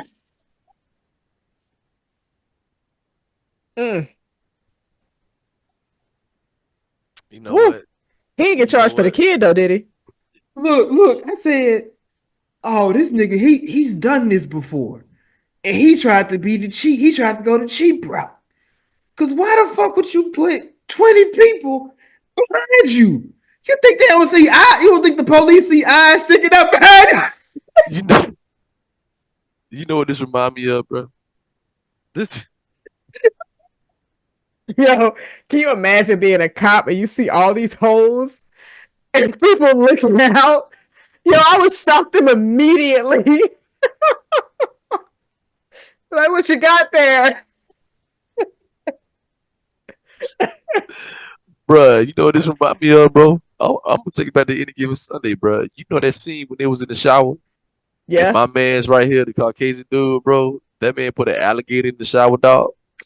Bro, why did he even have an alligator to put it in there like that? Just out of nowhere. I'm sitting up here like, all these grown men, you can pick that gator up. You doing it? Bro, you see one of the players in the scene talking about, I'm sorry. Nigga, how you apologize to a goddamn alligator? Look, it was a teenage gator too. So a teenage gator. Yeah. Actually, I'm going to say a middle schooler. It was a middle schooler. You grab them by the mouth, hit them on their nose, because that fuck them up. Close their mouth and pick his ass up. Jazz, I got a question. How do you know this? Listen. She be wrestling gators out there in Florida, man. She in the league on Saturday.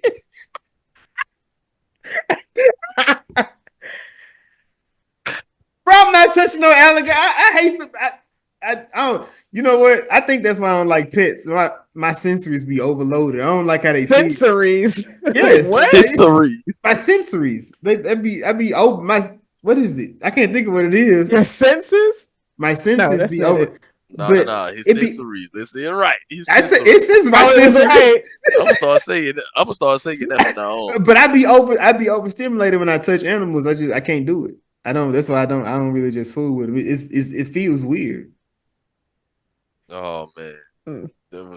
People you want to touch my dog, bitch? No, I don't want to pet your dog. Get the fuck out of my face. Damn. She probably like aggressive. I ain't say all that. Oh. But in my head, yeah, I'm cussing you out. Don't ask me to touch your dog. But no, that gator scene was funny because it's just like, you shouldn't have been talking shit. Because they said he couldn't dance. Shouldn't have been talking shit. My boy went up talking about, yeah. So you can't dance. Oh, all right. But this was also the scene where you had Cameron Diaz's character come in. They over there celebrating a victory before going on their bye. And you see all the beat slanging. I'm like, bro, as a kid, I'm like, I said, damn, okay, locker room. I was like, oh. Jan looked like someone just break into a locker room. Break into? Whoa. No. That's crazy. Oh, you want an invite. And consent is important. But the thrill of breaking in. Nah, I don't fuck that. I don't need that thrill. I would walk in just like Cameron Diaz did. Hey fellas. Shaking a man's hand while he just butt ass naked and trying to focus on his face. Please, Jazz being that bitch shaking everybody's hand. Oh, let me shake yours too, ass.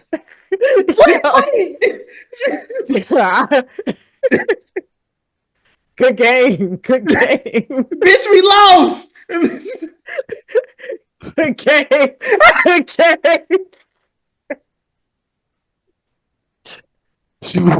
Jazz out of control. Them boys would be like, "What the hell you doing in there?" Jazz would be like, "Hey, look at me. I'm the captain now." Okay, that's what she.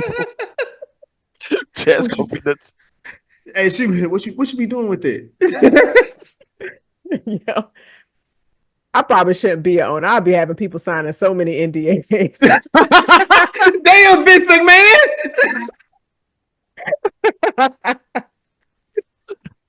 Oh Lord, bro! When she come out, you got Miss McMahon theme playing. You got no chance in hell. You got no chance.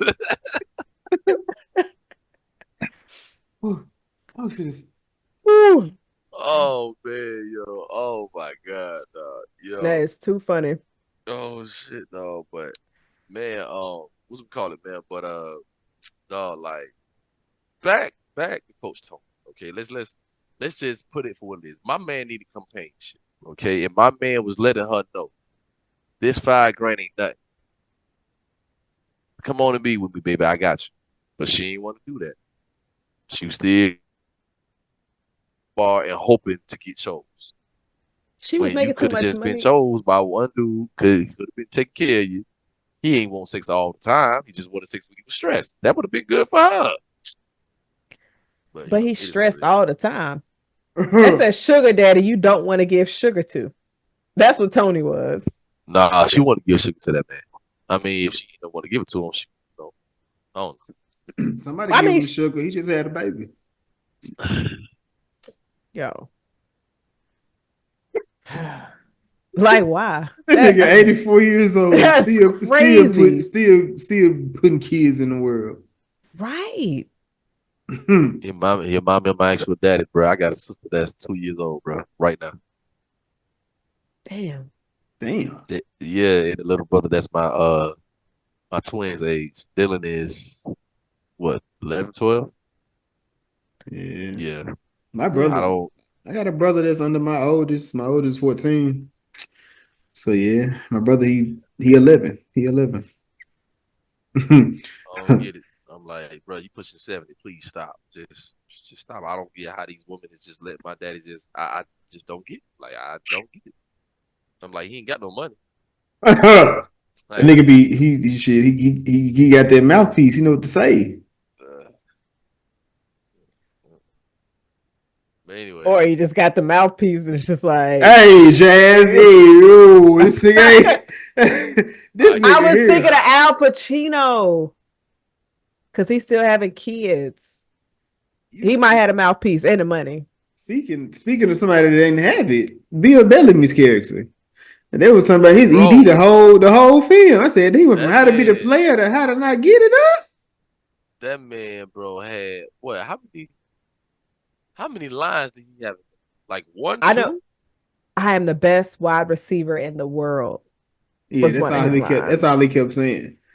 Wasn't he talking when like him and L Cool J was in that bathroom and one of them was getting some mouth and the other one was snorting coke? No. That, and then it's another scene when they was at Shark House. And yeah, then, when like, he was talking trash about the defense. Yeah. But I'm do y'all think Shark was overreacting when he cut his car in half? Hell no. Like Shark said, in the game there's offense and defense. Okay, that's what it is, bro. Like respect. You know what I'm saying? Like that. No, I don't think that because I mean that's basically what Willie was saying. Like, oh, you know what I'm saying? Like, no, we will win more games if the defense would do their job. Like, what? What? Cool. You come in this man's house, eat this man groceries, party in this man's house, smashing on his sheets. How you gonna disrespect the defense like that, bro? He's the captain. Nah, bro. Yeah, at least Shark had the decency to be like, call him a cab and get him the fuck out of here. He could have just said, get him the fuck out of here. No, he said, call him a cab. This is before Uber and Lyft, y'all. For all y'all that's just, you know what I'm saying, younger than 20 years old. But yeah, like he had the decency to be like, call this man a cab and get him up out of here. At least he made sure he got home. He did. Who's your favorite character in the movie?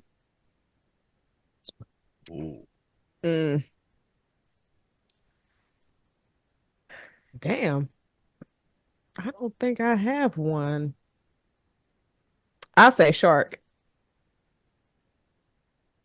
It was nobody I was really like rooting for.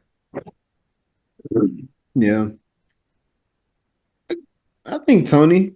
I think Tony character was pretty good because I guess the initial conversation between him and Cameron's character, I was like, oh shit, they getting fucking to it. I gotta go with Willie beaman. I gotta go with my dog, man. I gotta go with Jamie Foxx because my boy, he told Vanessa, girl, look, don't let my success go to your head. Oh, that's why he's your favorite? The fact he got a bitch is what messed it up. Hadn't he said that, I would have been like, okay, I do kind of feel it. It's the way he did it. That's as a kid, I was dying laughing. I was like, oh, like this. I was like, oh, he called on what? And then my boy got the chips, just smacking somebody. Like, my boy when he got a bag of chips and start talking trash and eating at the same time. Oh man, no man, like he was my favorite character because he showed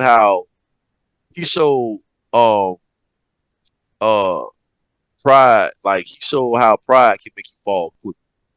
Like it was definitely a lesson in that movie, man. Like success come and goes. Like all of that. Like so that's why I was like his character, Jamie Foxx, man, like honestly, I guess I'm biased because I think he's like because he's like he is one of my favorite actors. Like anything that man has ever done, I have watched. My favorite movie of his, I gotta put it out there that a lot of people don't talk about is Collateral with Tom Cruise. I just recently a lot of people don't talk about that movie. Have you seen The Kingdom? The Kingdom is good. Whew. With him, Jennifer Gardner. I forgot. Yeah. But yeah, hopefully one day, I can be his co-star. That'll be hard. That'll be hard. Jamie, that dude, for real. But yeah, man, like my favorite character in that movie is him. hands down. Steamy and Willie Beam. And I like how they let him like sing in the movie, like the soundtrack and everything else. Yeah. I hated that soundtrack though. I ain't like that. His debut album, Peep This, is hard though.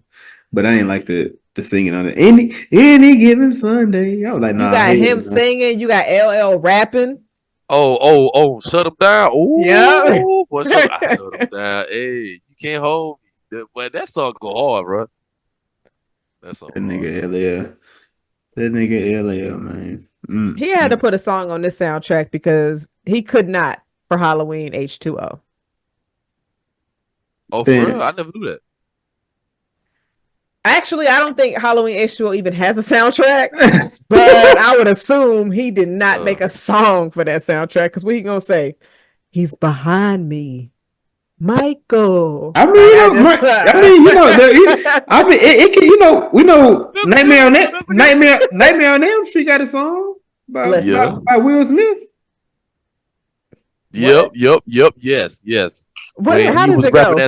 When he was rapping as the Fresh Prince. Yes. It's a video to it, I think. If I'm not mistaken, the Fresh Prince and DJ Jazzy Jeff. Yep. And Freddie Cool and Robert Englund is there. Yep. So I guess that does mean Freddie is. But no, I do want to give a shout out. I do want to give a shout out to LL for being I could be wrong, the first black man to ever survive a horror movie. Okay, because I could be wrong, but you are, but it's okay. Yeah, Ice Cube. Actually, Anaconda, but I'm gonna say, Ice Cube. Oh shit! Never mind. He survived the situation, but he didn't survive the movie because the racist whites shot him when he was getting out of the basement. There we go. The Night of the Living Dead. Yeah, they smoked his ass. Yeah. I'm sitting here like he was okay. He just needed to wash his face, and y'all shot him in the head. Yep. Yeah, they weren't going for none of that shit. Oh, nigger, bow. You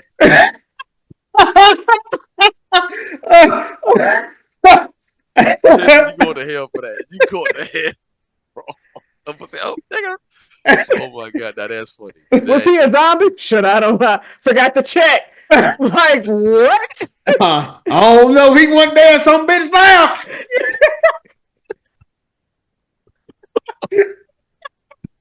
We shouldn't be laughing. Oh my god! But it's fun. Listen, that's funny. That shit is funny, yo. Oh my god. But did y'all hear that they remaking Anaconda? But they're gonna make it a comedy with Jack Black and what's my dude name from Ant-Man? Paul Rudd. Paul Rudd, yeah. Paul Rudd, yeah. I rock with both of them, so I'll definitely watch it. But no, that first one was a classic. You know, hopefully it's a dark comedy though. Yeah, I think so. Hopefully, no, they said it's supposed to be something dark. You don't think they're gonna be done? I mean, I'm sorry. The recent movies that I've seen were dark, so I'm like, I don't think it'll be on that level. But if it's just people dying, probably. But I'm thinking like, see, that's not dark. It's just you might get like Slither. Slither was a comedic horror, and then you also have Eight-Legged Freaks, to where it's comedic horror. So, or Abigail and Megan. Scared yo, Abigail had me dying, bro. That had me laughing, bro. It had me like, where the internet? Speaking of movies, did you get your tickets for Monday for Speak No Evil? No. Okay. Damn! Don't look at me like that. Like he disappointed. Right? He looked directly at me. Was like, is that because I ain't never got in my way? So it don't work. Jason, we told you to move, dog. You want a free movie ticket? Move. It ain't my fault, bro. It's the studios, bro. I'm sorry, bro. Did y'all watch Beetlejuice?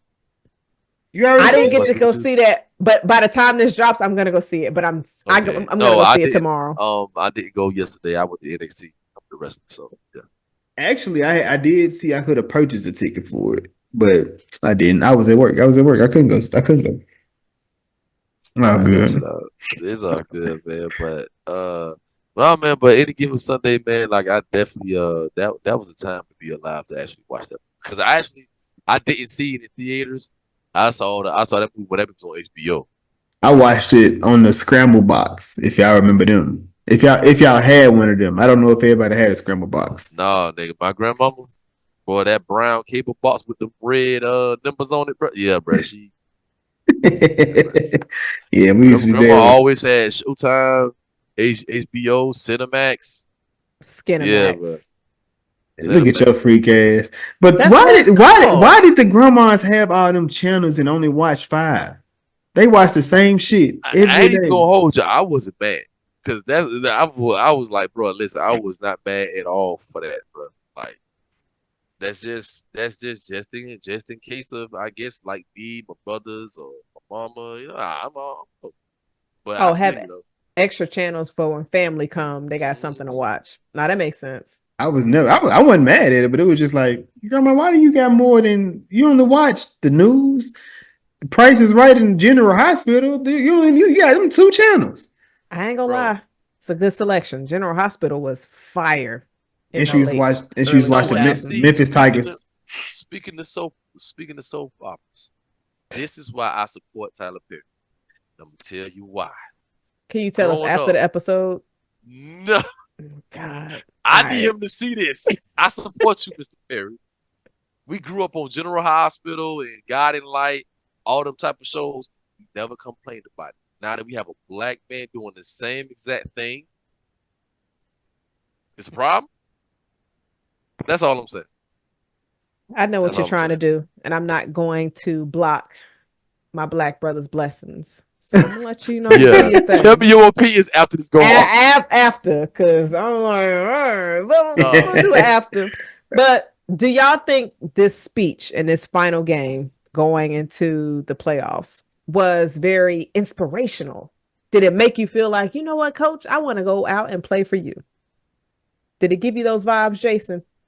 It did. I liked it. It was a nice little speech. A lot of his speeches was pretty much the same. He kind of gave you his perspective on life and how he thought about it, how he handled things. So yeah, it would have been appreciative in that moment. It even made Willie Beaman, get out of his own way and kind of step up and listen and participate with the people. Because at first he was just all somber, all in his locker, outside of being on the sideline when he listening and watching Cap play. Okay. What about you, John? Were you It's inspired by this? I was definitely inspired by it. Like it was definitely a touching moment because it was like letting you know that, sacrifice for the man that's next to you because he would do the same for you. Like it was definitely inspiring. Yeah. Like, yeah, I mean honestly that's a speech you can just play every day and just get motivated. Okay. For anybody that does listen to this speech every day to get motivation, please let us know and let us know how it makes you feel. We would Hmm. love to hear it. But something that we haven't touched on too much was Shark and his health. Mm-hmm. And so it kind of gave you a sense of how players deal with injuries because they just like, look, I'm still trying to get these stats so I can get this bonus. Even when the chance of them having a severe injury is on the line, to where Shark is like, I got 4 kids I'm trying to feed. I need to get this $1 million. And the fact that I was thinking, like, watching this, I was just like, damn, 1 million really ain't that much, a little bit. Y'all be getting more than that. But of course, since it's dropped in the 90s, a Hmm. million A is million like, is a lot right. at that time. So I do appreciate his side story in this. And They it should have had killed him. you. No, I'm just not because, but it They was have just still gotten the money if he would have made the yards and died. he go to his family, whatever he got It set up. it I goes hope to it goes to his family. That would have been dark if they would have killed Shark. Yeah. it was dark already. Because I I mean, mean you it was see dark stuff like already. yeah. Have you? Jack, I know you like. I know you like Blitz. Did you ever play Blitz, like the one non NFL related? No, I only played the ones that was in NFL. The one non NFL related. That shit hard. They killed him in that. Spoiler alert! Hey man, that game right there so fuck. That game hard, bro. And it's damn near similar. They use like you can take like Coke or you can take like steroids to put you back in the game. Yeah, that game was hard. Yeah. The blitz that I have on my game system does not take me to those levels. It just lets me play and go through championships of being different characters for my teams. Nobody's doing coke or steroids on the sidelines. Don't do drugs, people. Don't do drugs. Don't do that. Don't do that. No, but the injury side of it, like you said, was definitely something to look at. And what freaked me out, even still to this day, was when you see his knee and he's getting the water drained out of his knee. When Shark was sitting down before the game, that crap to this day, I'd be like, ugh. But you see the fluid getting drained out of his knee. I was like, wow. That's just wow. I was just like, wow.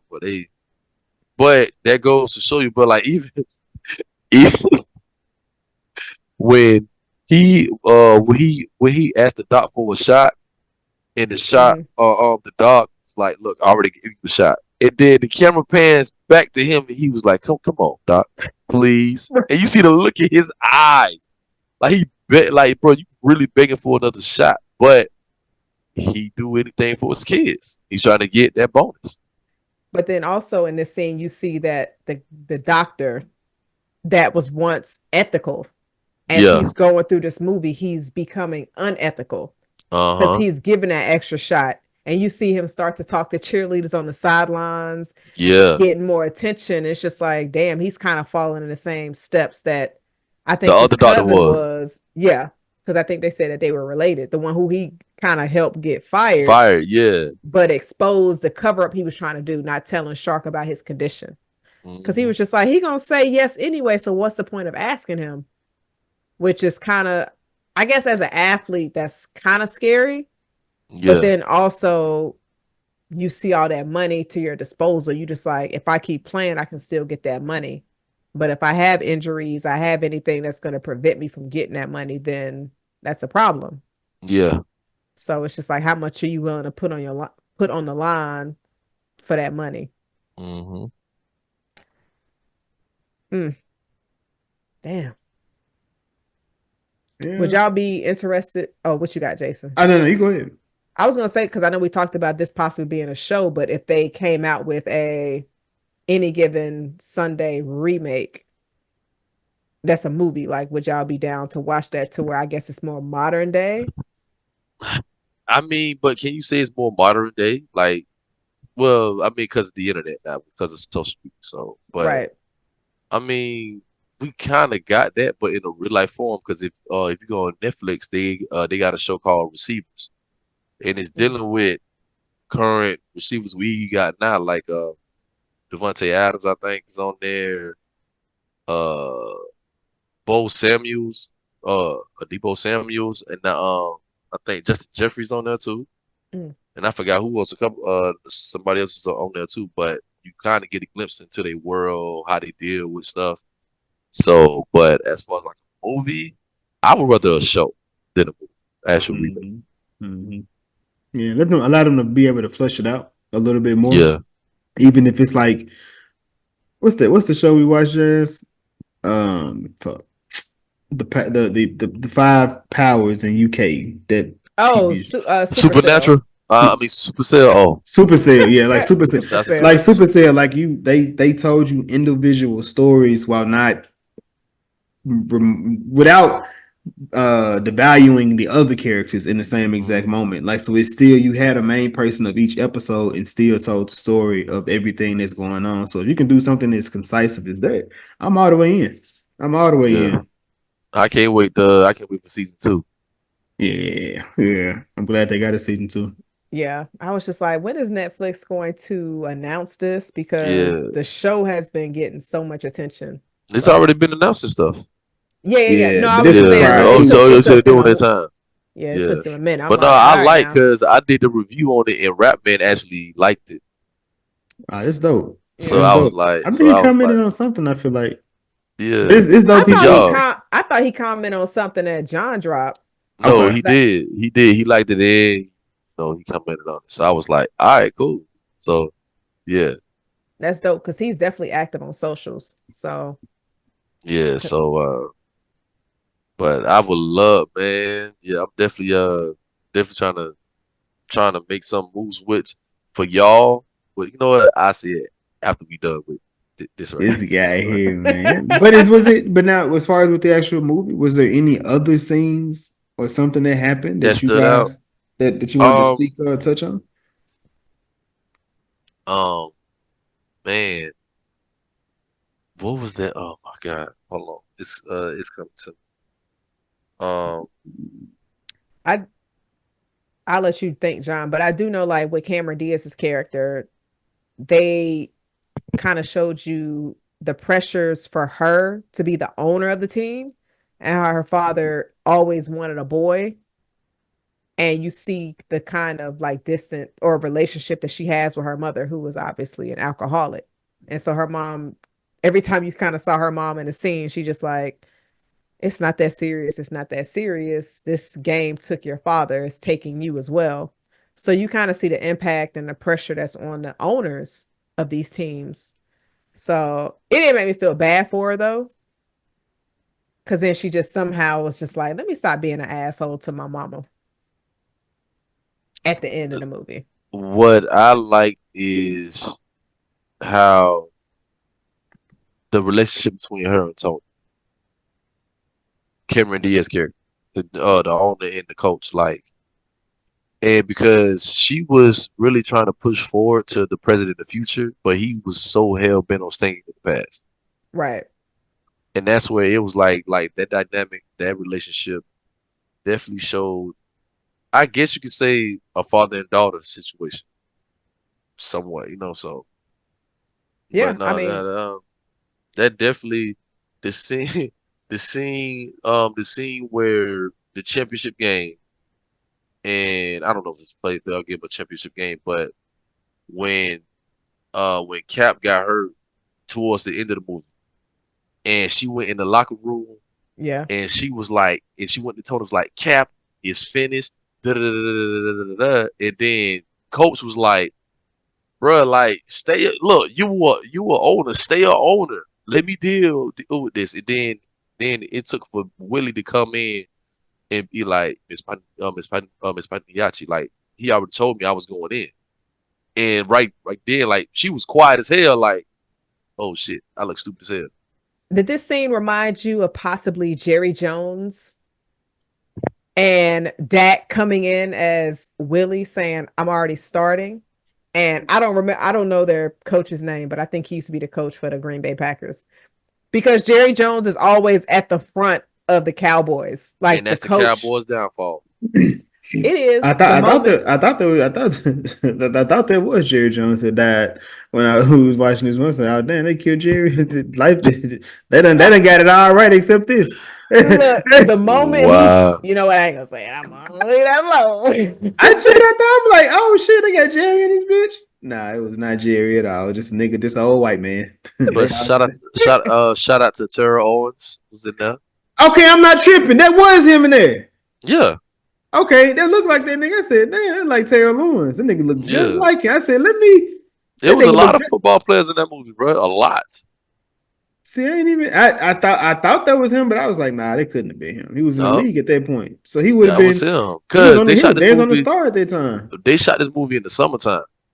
Uh, So yeah, he was in the off season, bro. So yeah, that's that dope. was Terrell Owens. That was him. I thought it was. I couldn't confirm, and I wasn't gonna ask your ass.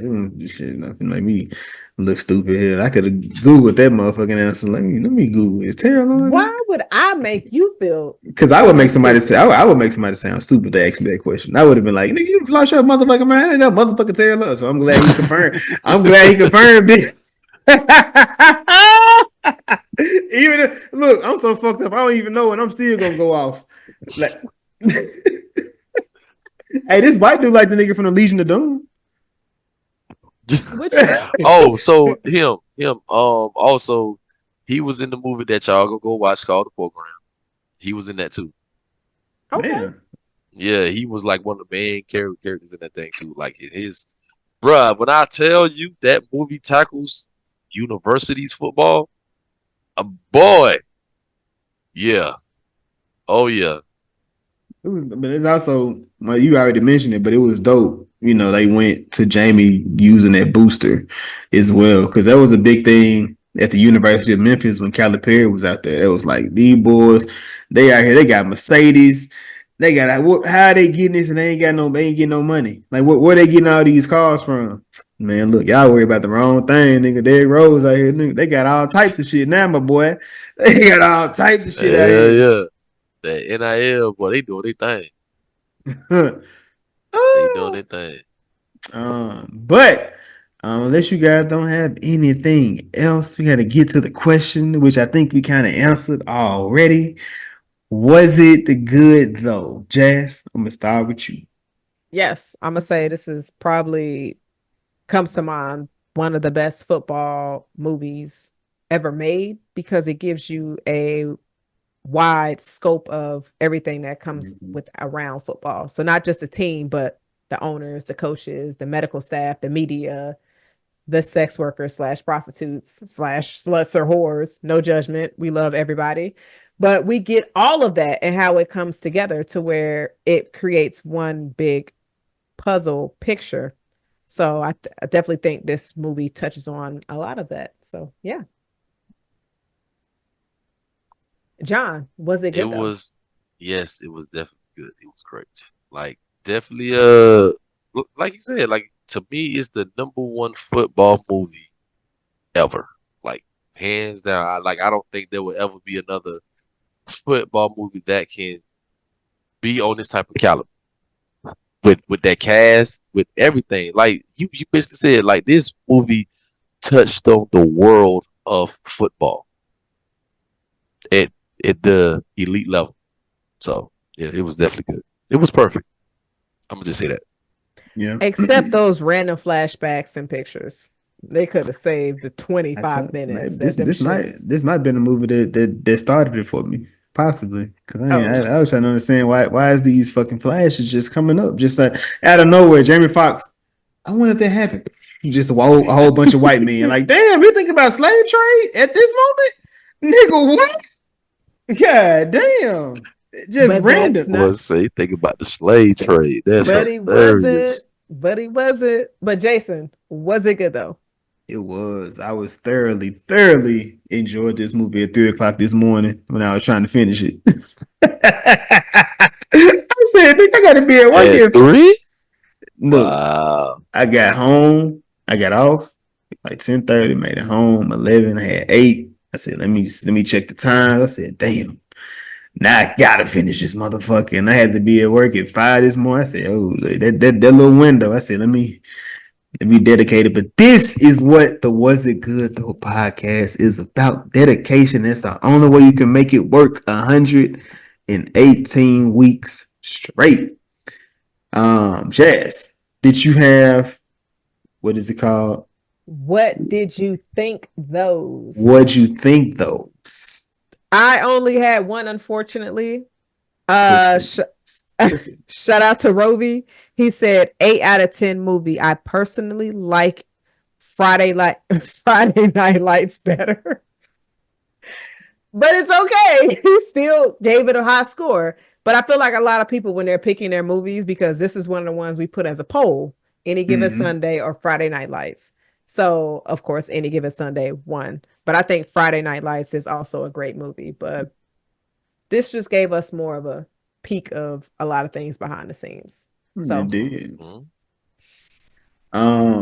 And then we have our Lincoln Thrones. Lincoln Thrones is our opportunity to put you on to a movie or a TV show you may have missed, you may not remember, or something that one of the characters in this movie was in. John, since you are a guest, my brother, we're gonna let you go first. Hold on, say that one more time. I'm sorry, cause I'm Now thinking like my mind you're just good, gone. you're good. Go ahead, go ahead. So Lincoln Thrones. This is where you just Uh-huh. pick any character from the movie. And then you put us onto either a movie or a TV show that they was in or about to be in that you want us to go watch. Well, the white dude that's behind Jazz, his name is Andrew Bernarski. I think this is his name, but his character was Patrick Kelly, and he was one of the offensive linemen in Any Given Sunday. And go watch that he plays in another main character. It's a movie called The Program, which is also starring Omar Epps. Y'all need to go watch that movie. This nigga here is he pushing this. He is. Jazz, who you got? So I am going to check. Excuse me. I'm going to select Dr. Ollie Powers. His name is Matthew Modin. Matthew Modin. Always a doctor, ain't it? He always a doctor and a shitty one at that. He was in Stranger Things. Yeah. And it's me. Man, I was over. It's a toss up, and who I wanted to do, I can, you know what I'm saying? Damn. Fuck it. Do I want to do that? Yeah, no. I'm gonna go with Aaron Eckhart. He was Nick.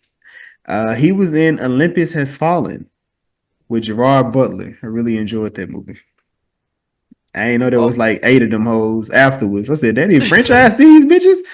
Nigga, everything Gerard Butler is in is always fucking franchise because they destroyed the White House so many times. He done let the White House fall. He done let the UK fall. Stop hiring this nigga. He's not a very good person. Stop hiring. I'm sorry. They do not fuck with him. Plenty of the world don't want this nigga, man.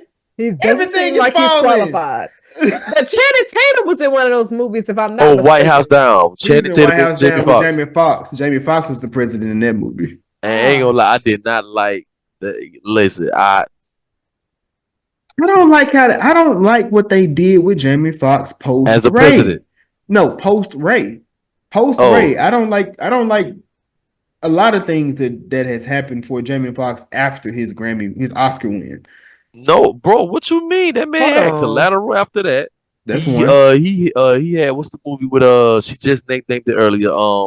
You had Kingdom. The Kingdom. They cloned Tyrone. They cloned Tyrone. That's more recent. Now his more recent stuff, it has been back in line, I feel like. Dreamgirls, yeah. Horrible Bosses. Don't play with me. Jazz, don't play. Yeah, Horrible Bosses. Horrible Bosses, he was a side character. He wasn't the main person. Now, as far as saying that side character is a different role, was Baby Driver. I enjoyed them. Oh, Baby Driver. Oh, he was definitely that. Yeah. I was like, nigga, what? I ain't think Jamie had this skill up in him. Pause. What about the movie Sleepless? I haven't seen that one. And T.I. in that. Yeah, T.I. It was alright, but it was too. I feel like that was too low budget for him. Jarhead was good. Jarhead was cool. Yeah, Jamie can play a wide spread of characters. He plays a cop a lot. Miami Vice. It was alright. Miami Vice was good. I ain't hate it. But it was trash. Who? Bait. I stand on that. Bait was when he tried to rob some kind of security something, and they used him as bait to catch the other guy because he knew where the information and the diamonds were. I confused that movie with that. Django, that was the best one. Django. That was the Law best Abiding Citizen was good too. Hey, yeah, right. Okay. Get on him, John. Oh, man, Okay. They still know what he's talking about. I do. God damn it. Think about this Denzel movie since Training Day. Don't do that. You said, what you mean? Denzel movie since Training Day? Yeah. Then they get a pen. He had a whole blockbuster in 2 months. That's because he has a franchise, The Equalizer. Nah, fuck that movie. I'm talking about The Gladiator too. I mean, that's because he's cool with Ridley Scott. Yeah, I mean, when you cool with a director, bro, you ain't even got to audition. You just get, hey, bro, I need you for this, bro. Like good. I gotcha. I wouldn't even be surprised. I mean, but what about Man on Fire for Denzel?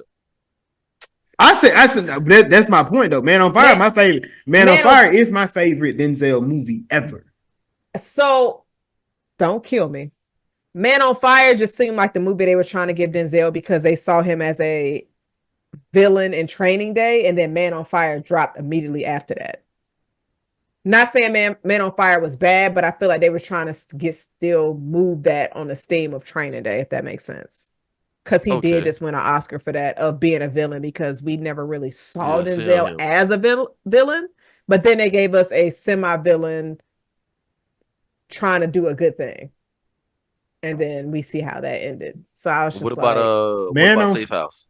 Man on Fire stemmed Taken. I feel like Taken is just Man on Fire for the white man. And he don't die. But they franchised it. Was there any notable lines from Man on Fire? I'm not even gonna lie to you. I feel like Taken, the biggest bar was, I will find you and I will kill you. And I will kill you. Typically, it was just a catchy line, and it was in the trailer. Man on Fire really didn't have that. Yeah, I agree, but then I made this Man on Fire should have better. No, way better movie. Even when you get through with all of that, I don't even know if I can agree with you on that. I don't know, bro. I don't think I can. Trip, man. The first Taken was Man on Fire. Liam, man, fuck that. No, y'all look crazy. I don't want to see Liam do no weak ass comeback move, man. That old ass nigga, man. No, bro, that first Taken movie was beast. It was, like I'm like no, that. No, y'all lying now. Y'all gassing it. Listen, I think I'm biased because I had that movie on bootleg, but it was a clear movie. Like you got it from DVD. I was like, yo, I got this movie. Man. It's like what, like yeah, like. Nah, man. Man. Like Taken, I think I ain't gonna say it's better than Man on Fire, but it's up there, bro. It is definitely compete. Like I can't say which one is good because both. Like I really can't pick one because both of the movies are awesome. Let me ask you this: What is Liam Neeson's name in Taken? What is his name? Yes, in Taken. Killer. Don't tell me. Don't even fucking matter. Like I don't need to know his name. Because I'm saying, because Creasy is important, man. John, I know his name. Character. I know his name. His name is Dad. That's his name. Man, fuck that. He can't save his daughter. He can't save his wife. He can't save his bestie. I don't give a fuck about that. He needs to be taking that last. Creasy ain't saving nobody no more. Creasy is in the back of somebody's car. Somebody put driving a bomb. off. He put a bomb in a person. His name, bro. oh my god, I'm trying to think his name, bro. You ain't gonna get that name, man. That's what they should have had him for Trap. Yeah, Brian. That was his name. Brian. His name was Brian. I remember that because my brother's name is Brian. They should have had somebody for Trap. Ah, man. No, man, but Denzel, bro, the Book of Eli. Safe House was good. House was good. No, I felt like Denzel after his Oscar, didn't you have American Gangster after that? He did. Yeah, he did. I'm saying 2 years later, right? I feel like he had the career you're supposed to have after you win it. Like it was like a Anthony Hopkins type thing. That nigga won for like in 1990s. Niggas in some every different thing after that. Still showcasing his talent. But I mean, even bro, like Inside Man. That y'all want to know something funny? I never knew that was a Spike Lee movie till like years later. How? Because you have Spike Lee's iconic shot in that movie. No, what I'm saying is I didn't know until like 2 or 3 years after. I never paid it any attention. Like, who made the movie? Shit, that was me with Color Purple here. I didn't know there was a white man. Oh, Steven Spielberg. Yeah, I found that out like in my teenage years. I was like, Steven Spielberg did this? Oh, okay. All right, cool. Okay. He got a lot of backlash for that too. But hey, we love him. Yeah. But I think Denzel, bro, has had a great career from even before he won the Oscar, bro. Like I think he had a great career even before. That man was just in everything. Like Is it? You know what? I gotta ask a question. Has he ever been in the comedy? No. Denzel? No. I mean, you got The Preacher's Wife. That was pretty funny. Damn comedy. It was. You could laugh a little. I mean, I think Two Guns is a comedy. Like it's an action comedy. Yeah. But like, nah, he ain't never really been in no comedy like that. Nah. I was gonna ask y'all who got a better catalog. Between You don't who? know Jamie Foxx? Nah, Him and she wasn't saying that. I just yeah. Nah, she wasn't. You weren't gonna ask that. That wasn't the question you was really I'm gonna ask. What asking was you that really right gonna now. ask? Who Well, has I'm more? Why would you ask that? I really gotta go with Denzel. It's not even a close competition. As far as what, movies or just all Yeah. around? Movies? Everything. It's Then, not yeah, it's not even I gotta go close. with Denzel. I gotta go with Denzel. Do you think Jamie is closer to matching Denzel's catalog than Will Smith?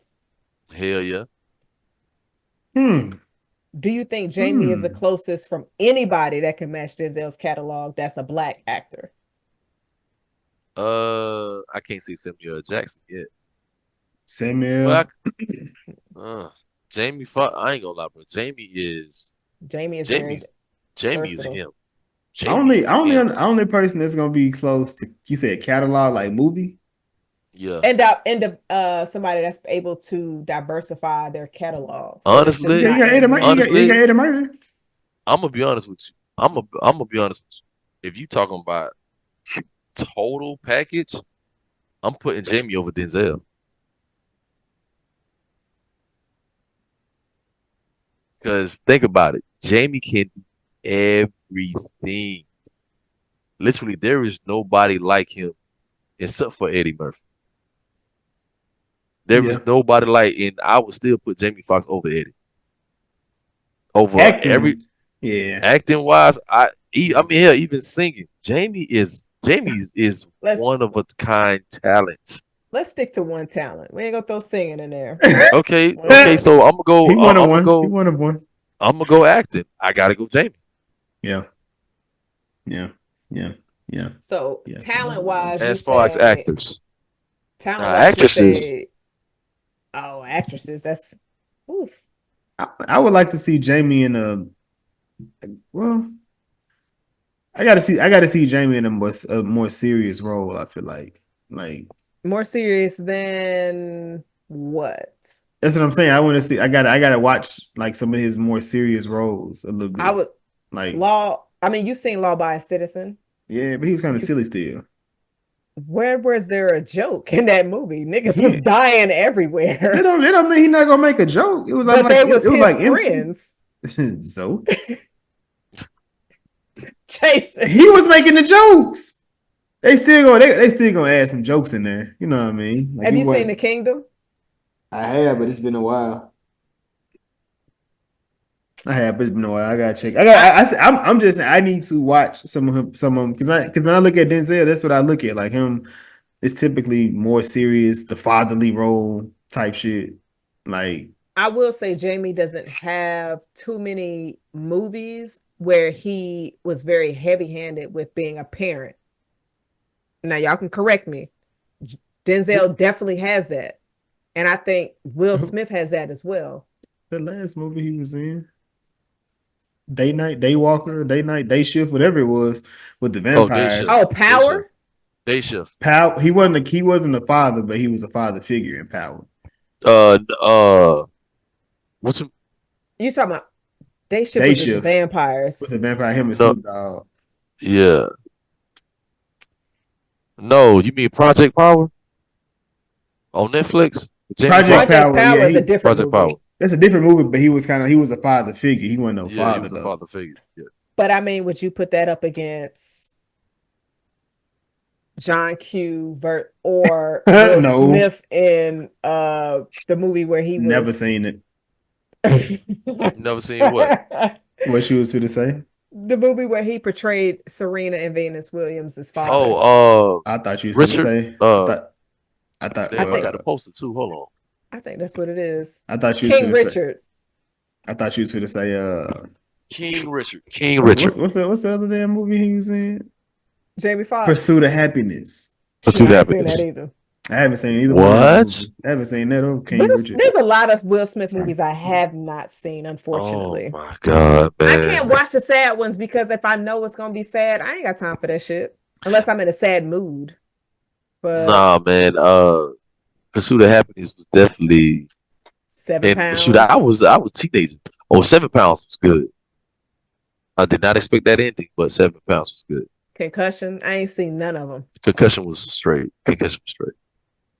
So, But 7 pounds was excellent. mm. But I guess it's, you know what, man, man, I ain't gonna say it. But I think that's everything that I had. Jazz, did you have anything else for the peoples? Just want to say, John, thank you so much for joining Look, anytime. us. You already know, call me up Man, there. I will say I hit up John, was like, you want to join the show? We doing a football movie. I ain't even tell him what the movie was. He said, I'm in. It's like, yes, confirmed. Then I was like, Jason, what we reviewing? But definitely appreciate you coming through, hollering at us. This week, of course, football. We're actually, when this episode drops, we're going into week 2 of the NFL season. Last week, we dropped Twisters for episode Which I actually 1. like that movie. Twisters, Jason didn't really like it too much, but I understand why. He wanted more bodies to drop. I respect it. I respect that. But next week, we will be reviewing The Crow, the one that recently dropped. That episode is probably going to be pure violence. This nigga face. Right? I think, like, why? so, why are y'all reviewing that? Listen. I think that is going to be the only movie that I don't watch, because even people that I know that don't like give the most baddest movies a good review even said The Crow was horrible, and I was like, dang, it's like that. Yeah. We're gonna put that on there. So we're gonna see how that goes. As of now, I definitely will be tuning in for that, y'all. I will be tuning in watching that episode. Yeah. As of now, I haven't seen it yet. I'm not in a rush because I'm hearing so many negative things, but maybe I might find something in there I like. I don't know. But y'all keep a lookout for that. And of course, y'all please be sure to like, subscribe, comment on the episode. We definitely appreciate it. But that's all I got, Jason. Do you have anything? Maybe not. I just want to give a shout out to my boy, Mr. KC Showtime Martin. I just got a text from him. An independent film that he was just in has been picked up by a TV station. So I want to give a shout out to my dog. He recently posted on his Instagram that I inspired him to become an actor, and I was like, wow, I never knew that, but yeah, man. So shout out to my dog KC Martin, man. Y'all should have him on the show. You know what I'm saying? Like, he's pretty cool.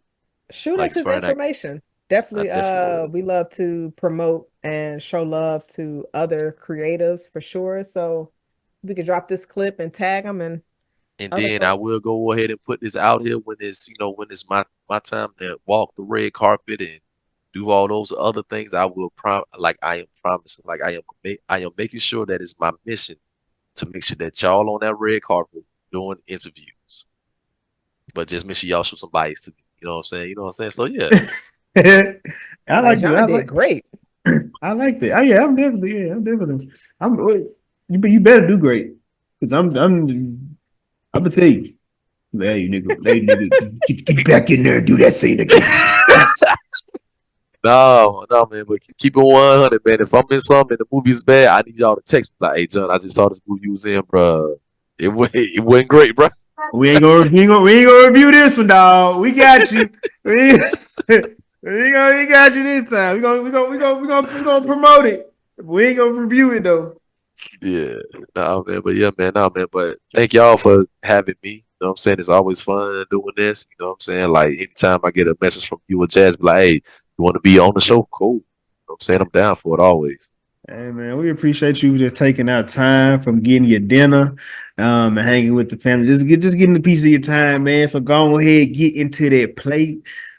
This was episode 118. 118. Okay, was it good though? I can't wait to y'all. I cannot wait to watch the 500th episode, the 1000th episode, 2,000, 3,000. Hold up, you gotta got married. You gotta go through 100 again to get to 1,000, guys. Listen. I'm putting it out there. I need y'all. Listen, I'm putting it out there, man. That y'all YouTube page is gonna be at, like, hold on. We in what? We in September right now. Like, I want to see y'all be at least 2K subscribers by the end of the year, and then by next summer this time I need it to be at least about 15K. You know what I'm saying? And I then like it. towards the end of 2025, I want to see it at about 25,000, You, 30,000 you know what? subscribers. You And know what? then you With know what I'm the saying? I need that. I need that number see one this, see running up. this we need I the need to run it up. motivation, the affirmation that you speaking life into the podcast. And I feel like as long as Jazz and I Listen, continue to yes, put y'all. if we continue to do what we're doing, we put it in front of the right person. We just need the right person to catch at the right time. We'll be all right. We'll be all Y'all right. gonna get there. Oh, as a matter of fact, just wait, just wait till this go off. I got something for y'all. It's gonna shock you, but I got something for y'all. Let me go ahead and pull this up right now. Man, Yeah, if it'll keep me from having to sell toes to get some views, I'm here for it. all right, man. This is episode 118 is WasItGoodTho podcast. I am Jason. I am Jazz. And we are here with our guy John. Follow him, get at him, talk with him, man. We shall see you until the next time, people. Deuces. Cheers. Go Panthers. Boo. Go Dolphins! Go Dolphins! Let's go! Let's go! Sound them cannons.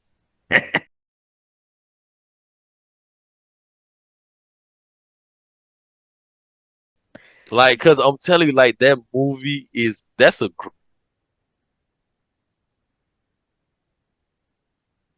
The program is it. That program is it. Like program. I looked down like, damn, my nigga froze like a motherfucker. What's going on? Oh, I did. Oh, damn, my You bad. did, but that was so funny because Jason moved his ass so slow. I thought everybody froze. I thought I was froze. I was like, damn, did I freeze again? But you wasn't moving, so that's why I stopped moving. I'm like, it'll catch up. Like if it is me, I'll catch up. I gotta see the playback. I gotta see the playback. I'd be like, don't move too much because it might be you. I gotta see this in playback. Oh my god, that's funny. But yeah, that's crazy how we think. Like we fucking it up more, not doing it. Nigga, move.